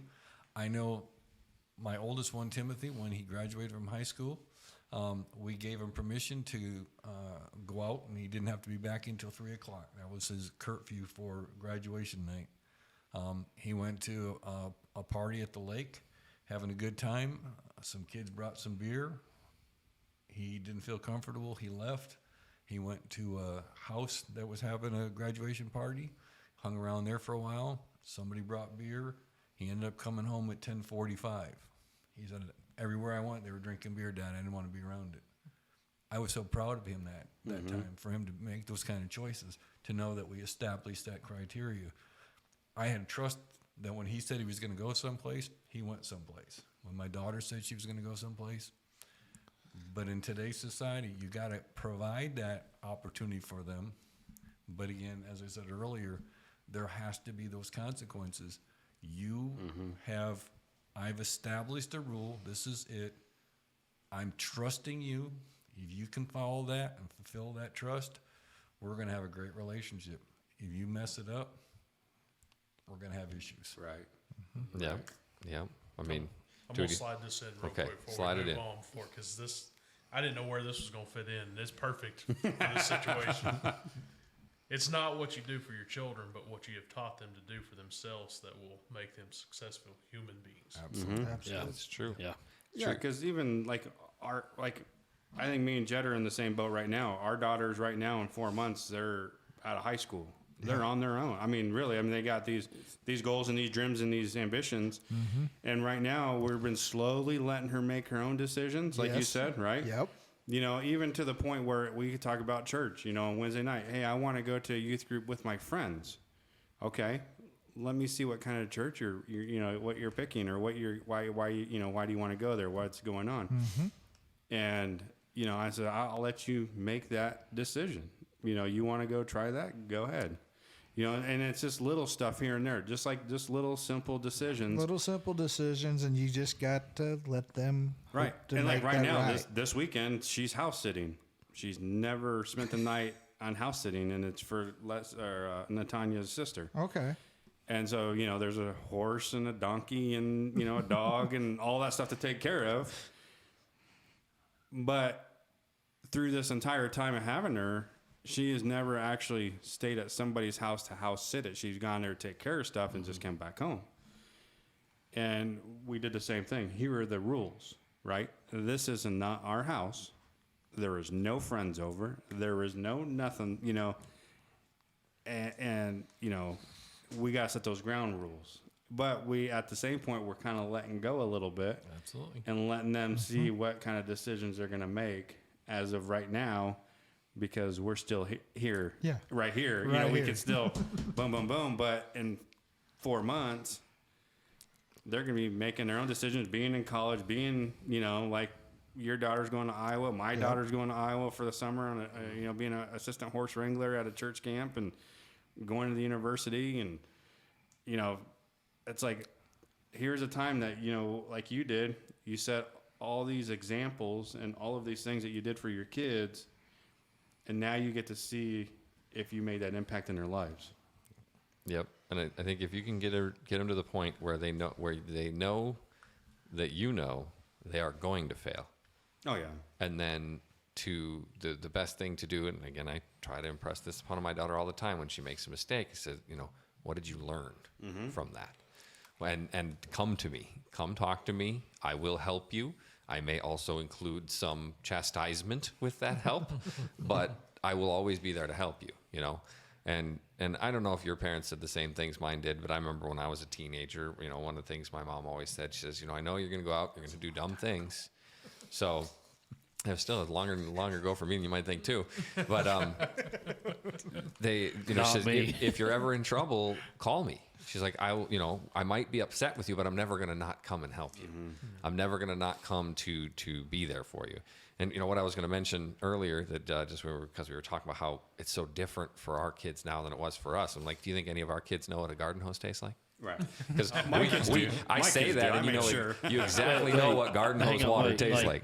The water out of the garden hose Yes. or the garden hose itself? Isn't it the same? What's the difference? It's really good. Yeah, Like, it's good on a hot summer day. I would bet if for sure, I don't know, Daniel, if your parents did this, but for the rest of us, I'm sure there was the go outside, don't come home till the sun goes down. Ours were the street lights. Yeah, or till the streetlights come on. it I'm was- going to lock the door. Don't come back. That's exactly what my mom was. Yeah, like on the summer or the weekends, 8 a.m. You're out the door.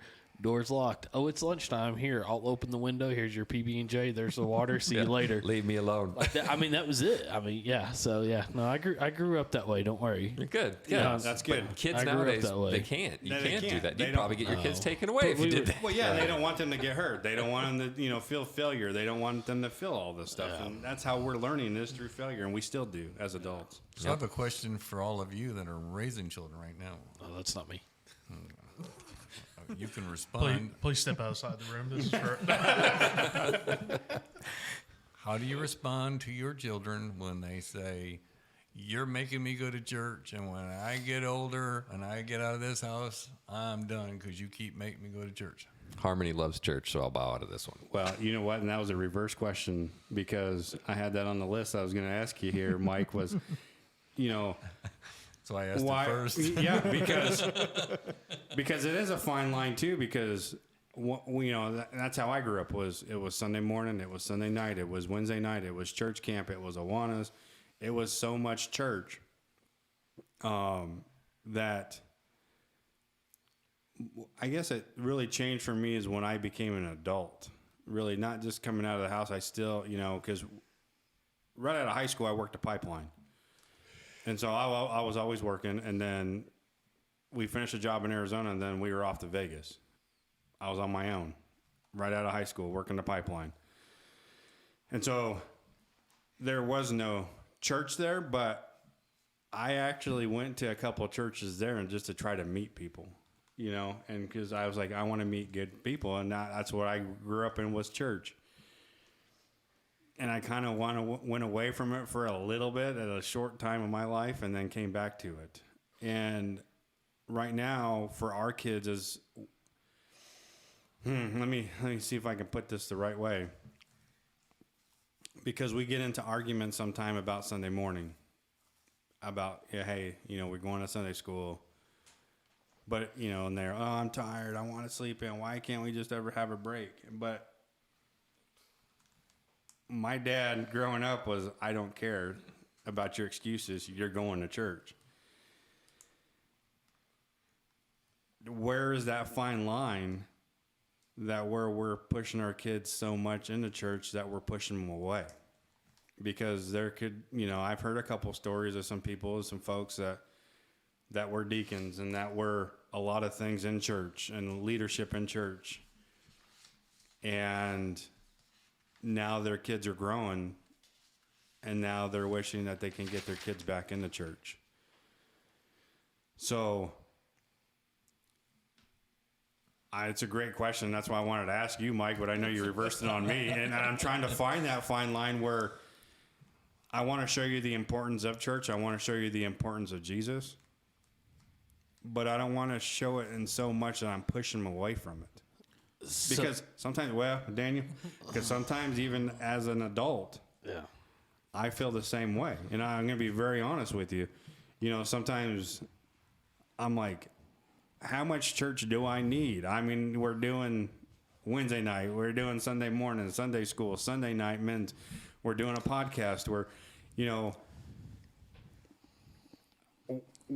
am I getting burnt out? No, but I'm just saying, you know, where am I? You know, when is it so much that you're pushing away? And maybe you guys can help me on that, because that was my question to Mike, and he reversed it. When God tells you it's too much. So I preached a sermon one time, and I started it with, "Don't raise your children in church," and that kind of got some puzzles, because you're right, Derek. We push church so much, and I think of like me and my siblings, and as far as I can think of, I'm the only one that goes to church still. And so I started with, don't raise your kids in church, and paused to let it sink in. I said, raise them in Christ. Mm-hmm. Raise your kids to understand the relationship with Jesus over the relationship with a building church like what we go to. Because here's the thing is, the church is not just coming up here, right? The church is the body of believers. And so it's not necessarily that we have to push them to every function that we have at church, whether that's Sunday morning, Sunday night, Wednesday night, once a month fellowship, Saturday morning breakfast, you know. And that's where I think that we cause our kids, because I see the shift in youth groups is I see about 17, 18-year-olds, junior, seniors in high school, leave from the church for a little bit, and even right after graduation, because they've been pushed in drugs so much that we raise them in church, and we forgot to show them what a relationship with Jesus looks like. That's it. That's what I kind of think too, is now when I sit back too and look, when I go to church so much, is that because I want to? It's not because I'm forced to go here Sunday morning or Sunday night or do all this, because it's because I want to. Yeah. And it's at building that relationship with Jesus. And now, you nailed it. I really think that's one of the answers to that question is, when our children build that relationship with Jesus, we're not forcing them to go to church. They're going, hey, Dad, I want to go to church. You know, that's how Wyatt is right now, because Wyatt's. But right there that is one of the biggest, is God gave us a choice. Yeah. So they have to make a choice too. We can't make the choice for them. So that's one of the biggest answers right there too, is they have to choose to be here. They have to choose that relationship. we don't get to determine, because in the Bible, we have a job to teach them the ways. Yes. But if they don't accept it, we done our job. Doesn't mean we have to quit our job, but we done our job. So it can't be held up against us for trying to do what we're supposed to do, and they choose not to do it. Well, it's funny. I have a Bible verse that goes right with this, Deuteronomy 5:29.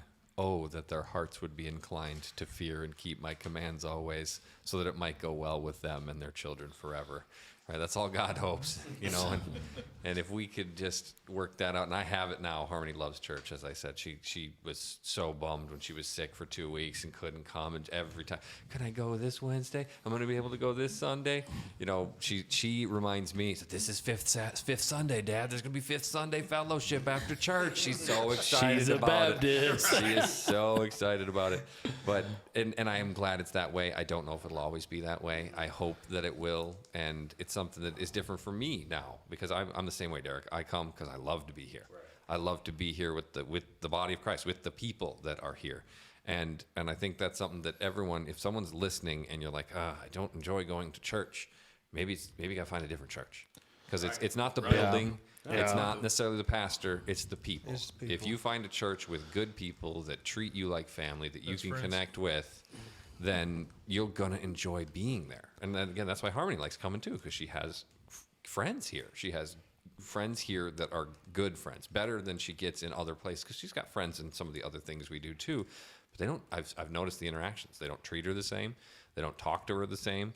There's just something different between good, godly raised children and how they treat each other and interact with each other than the children in the world who treat each other. Let me ask y'all this question, and this is for all 5 of y'all, and then listeners at home, if you want to ponder this. Do your kids, or did your kids, see an importance of your relationship with Jesus over your busyness at the church?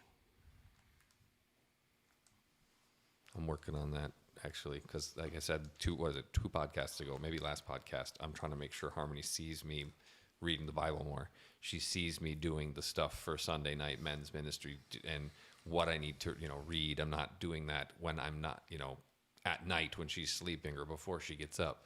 She sees me doing it, and I tell her, I got to go read my Bible. I got to work on the questions, and I got to work on the class stuff that I'm going to do. But the other step to it is I'm trying to include her some more in that too. If I'm just going to be reading the Bible to study and get ready for class, well then why don't I read it with her? Why don't I talk to her about the questions I'm trying to answer and I'm going through? And You probably get better answers than what we give you. She does give good answers. She does. She really does. So it's something I'm recently trying to get her more involved in my Bible study too. It can be, and it should be, a family time. And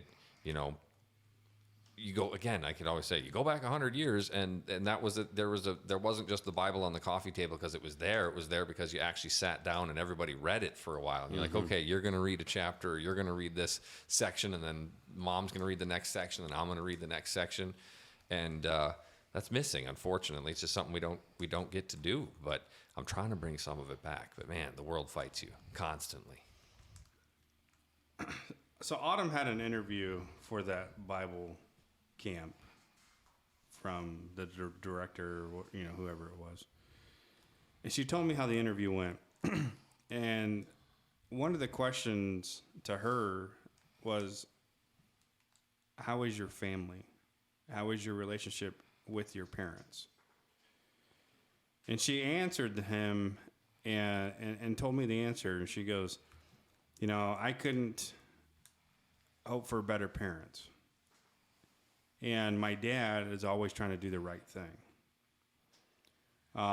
And so maybe, that relationship that I have, I don't show as much as the Bible reading that I should. And that's probably maybe part of, my failure. But she can see my morals that I have, and the way I stand on things is that it is, based on Christ and doing the right things and helping people and always trying to help other people and puts their needs before my needs. And so when she said that to him, I was like, maybe that's what you're seeing in me.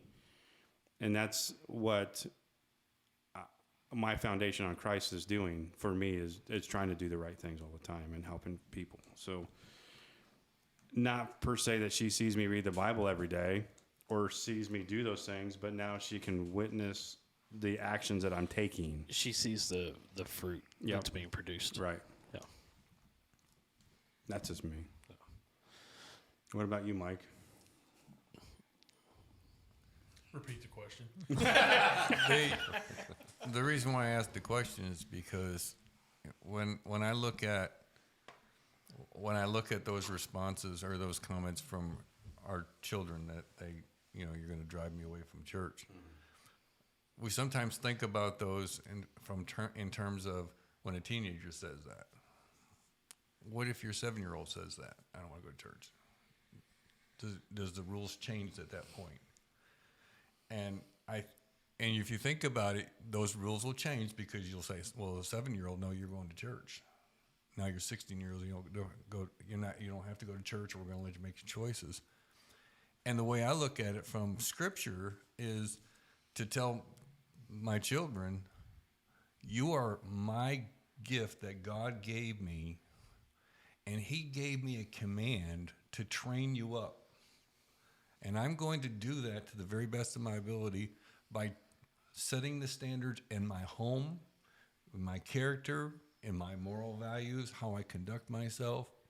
And you're not going to forsake the assembly while you're in my home.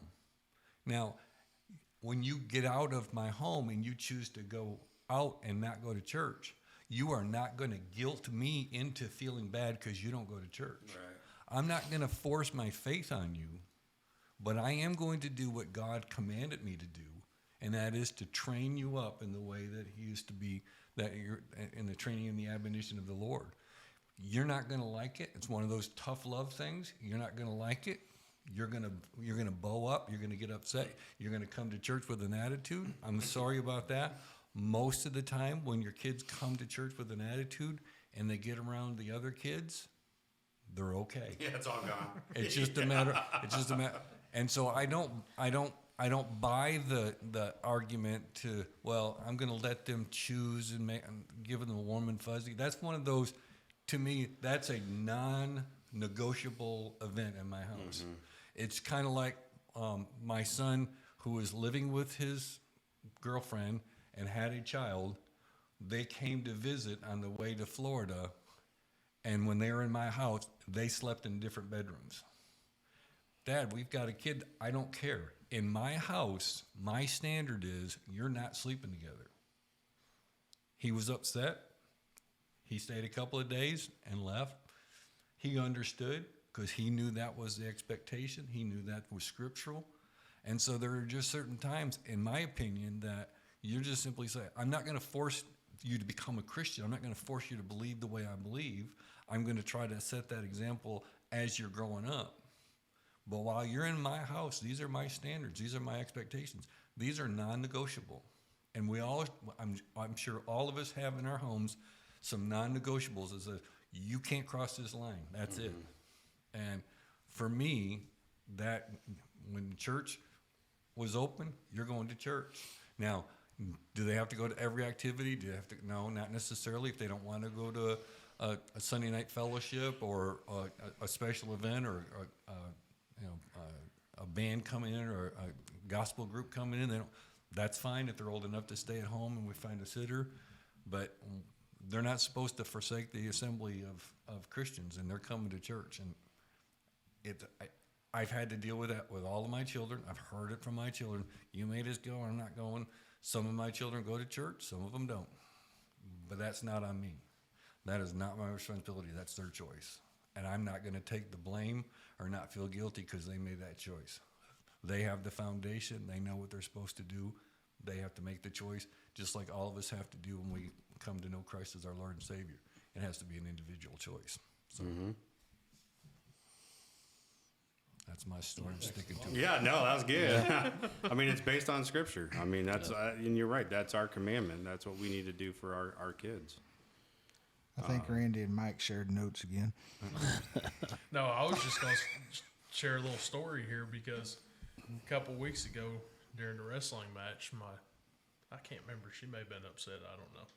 But this quote here, I told her, I said, I'm going to bring this up in the podcast, call it Haley's quote here. But the quote says, the way you talk to our children becomes their inner voice. And Haley's story was I was out there wrestling, Dad, and I was going to do this, but your voice was in my head to tell me not to do that. And I said, well, what did I say? Because I don't remember saying it. She said, I didn't do it, and look what happened. I won, And I was like, well, but we had that conversation a while ago, too. It's one of those deals. She's like, I can't do anything now without having your voice in my head telling me that's wrong, that's right, that's a good idea, that's not bad, And I'm like, I wish you'd share some of this with me because I don't know which direction we're going. But it's awesome to hear her tell me that. You're doing your job. Well, sometimes, but I think we all touched on it at some point that we are involved in our children, that they know They're watching. Yes. Oh, yeah. I mean, it might be a test for you right now to see how firm you're going to stand. And if she comes back at you, I'm not going to church or not this or not that. That's what I'm saying. They're going to test us at some point. And they know what the answer is going to be. They just want to know if you're going to do it or not. So I don't have any doubt right here that I'm going to go through all that. But she's going to have my voice in her head now that I know that's there. So, other than that, I mean, what was your question? Because I was going off his. I was going off his a while ago. Yeah, blame me, huh? Yeah, blame Mike. Baby. You don't even No, remember. You don't even remember now. No, I do. Because I did have an answer. Because it was off of that. Don't raise your kids in church, raise them in Christ. And so the question was, do your kids see your relationship with Christ as more important than your relationship with church, I think. Yeah. church? Yeah, with church. Something like and I asked that not to make anybody feel guilty about their Oh, here comes my typical Baptist pastor over here. Make you feel guilty. Pose a question. No, I didn't ask that to make you feel guilty over whether or not your kids see you in the Bible, reading, whatever. I asked that because I thought back, and I remember being at church every time the doors were open because I was a deacon's kid. We were there every time. Every night of revival, we were there. Every Sunday night, we were there. Every Sunday morning, we were there. Every Wednesday night, we were there. Every Bible quiz, we participate, and so we were there. I was there. Every visitation, I was there. I was probably at church this same amount of time I was at school. I mean, that's just. But I never saw my parents in their relationship with Jesus. I never saw them read the Bible. I never saw them pray. I saw my dad prepare for Sunday school or Bible study, but I never saw him develop his own relationship. Mm-hmm. And so that's where that question came from, because I was like, I don't want to be that way, but. But my answer to that, I guess I could say I don't think I've reached that point yet, because Mike will attest to this. Those girls would be coming to church way back when by themselves. And when I started coming, it was because I had to be. Mike guilt me into it, Randy had to be He does dragged. that. Yeah. But Pushed over by a couple people. time, I mean, those girls get tired of hearing me now. I get to go see my friends. Let's go to church, boys. So I think my attitude's changed from back then to now, that I don't have an argument if I say we're going to church, or even tonight. I mean, the only argument I have is hand is like, I only got to see you for 10 minutes. Well, you'll see me all weekend. I'll be right back. I promise. Well, I'm going to wait up for you. No, you won't. We all know we're going to stay here and talk. But at the end of the day, I don't have that argument yet. And I can't truly answer that question, because I think most of the time if we're not wrestling, if we're not doing something with the kids, we're here anyway. And we've never had an issue with any kid saying, I don't want to go tonight. But you also know my daughter too. If she's not here, there's probably a good reason why. There's a valid reason. Yeah. So I think she enjoys thoroughly coming up here, doing all the stuff she can possibly do.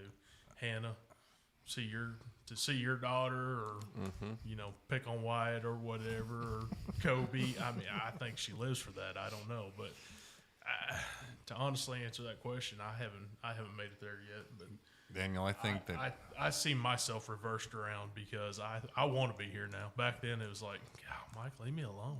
I think looking back, I shared earlier about Philip calling me a hypocrite, and I think maybe you touched on a point that may very well been because I was so busy in the church and doing so much stuff in the church that I just probably wasn't representing Christ in my day-to-day walk. I didn't cuss, I didn't smoke, I didn't drink, I didn't all those things that you just didn't do.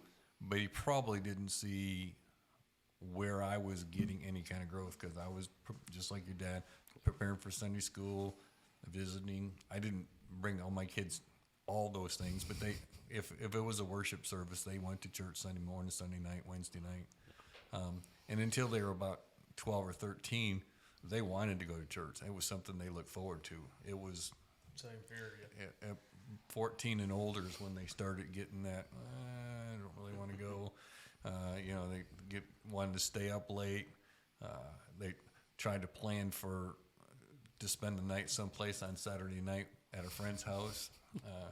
Because We'll be there to pick you up to get you to church. That's What are you talking about? You ain't got no friends. I'm your friend. Just like Daniel did with the lock-in. If one of my children had friends over Saturday night, they went to church. That was understood. If they stayed the next Saturday night, they went to church with us on Sunday, and their parents had to understand that as well. Or they just have to come get their kids late Saturday night because that was kind of. But I think maybe if I look back in reflection, maybe that's why he saw me as a hypocrite, just because although I was active, I was so busy working in church, I wasn't working for the Lord, and he probably saw that. Right. Because they'll see through you. They'll definitely see through you. Because I think that's the one thing you got to remember: the priorities. It's God, family, then the church, right? Because this didn't even exist back when Jesus was preaching and talking. There was no buildings and committees and Wednesday night Bible studies and none of that. It was A podcast. yeah, and- it was mostly just your family, and maybe No you got committees? no committees. Maybe you got. That's weird. Well, the Pharisees and the Sadducees, they had committees. I didn't mean there was no committees. Sorry, there was committees. Jesus was not happy with them, apparently, if you read the book. But it was mostly families. It was mostly local communities. It was just getting together. Hey, let's get together. There's even discussions in there about, hey, eat your dinner before you come, or have the fellowship together. Like that's what it was about. These buildings are something that we created to add structure to it because we love structure. Oh, we love just putting things in boxes and putting it together and organizing it in timelines. Who is we? Humans, as just humans, we love to do stuff like If we that. don't have structure, it all goes down. No, I mean, like some of the best memories I have going to church was meeting in the garage of the pastor's house because we didn't have a building. We didn't have that. We had family, friends. We met together. He preached. We sang in his garage. That's where we lose that sight of I need to do this and I have to go here. We have to do this committee. I got to be on this. And I think Daniel, I really do. My personal opinion is that relationship with Jesus needs to be number one. Yes. And you said that. It goes God, and then it goes your family. Your family's second, right? And then comes the church. And sometimes we forget that as parents. And sometimes we get so busy with church that right now, like I've said this before, is we say yes to something, we say no to another thing. So what are we saying no to sometimes when we get so busy with that? I think, I can't, you're right. That's where it needs to be is God's number one, family, and then the church. Yeah. And I think I'm going to say that that's probably where we should leave it for tonight, gentlemen, because you might not be aware of this, but we've already been doing this for 2 hours. We should probably wow. put a pin in it. So I'll say my last quote here, and then you guys can be. There's no such thing as a perfect parent, so just be a real one. Good one to end it on. Right That's there. weird. I thought that was perfect. In your own eyes. Just playing. You're perfect. I'm way over there. From a certain Hey, distance. so we hope we answered some questions that you might have had. Hope we had some wisdom shared to you. Thank you, Mike. Thank you, Mike, Thank you for definitely having for coming and sharing your wisdom with us and with the listeners. Randy, I'm going to ask, since you're back, if you'll close us in prayer. Heavenly Father, thank you for this day. Thank you for dying on the cross for sins, Lord. Thank you for showing us the love and the mercy you do. I just want to thank you for this podcast, and hopefully you can reach out to someone in need for it. I just want to ask that you just watch over us and watch over our families and be with us. Heal the sick in your way. And Lord, I just want to thank you for each one of these guys here. In Jesus' name, amen. Amen.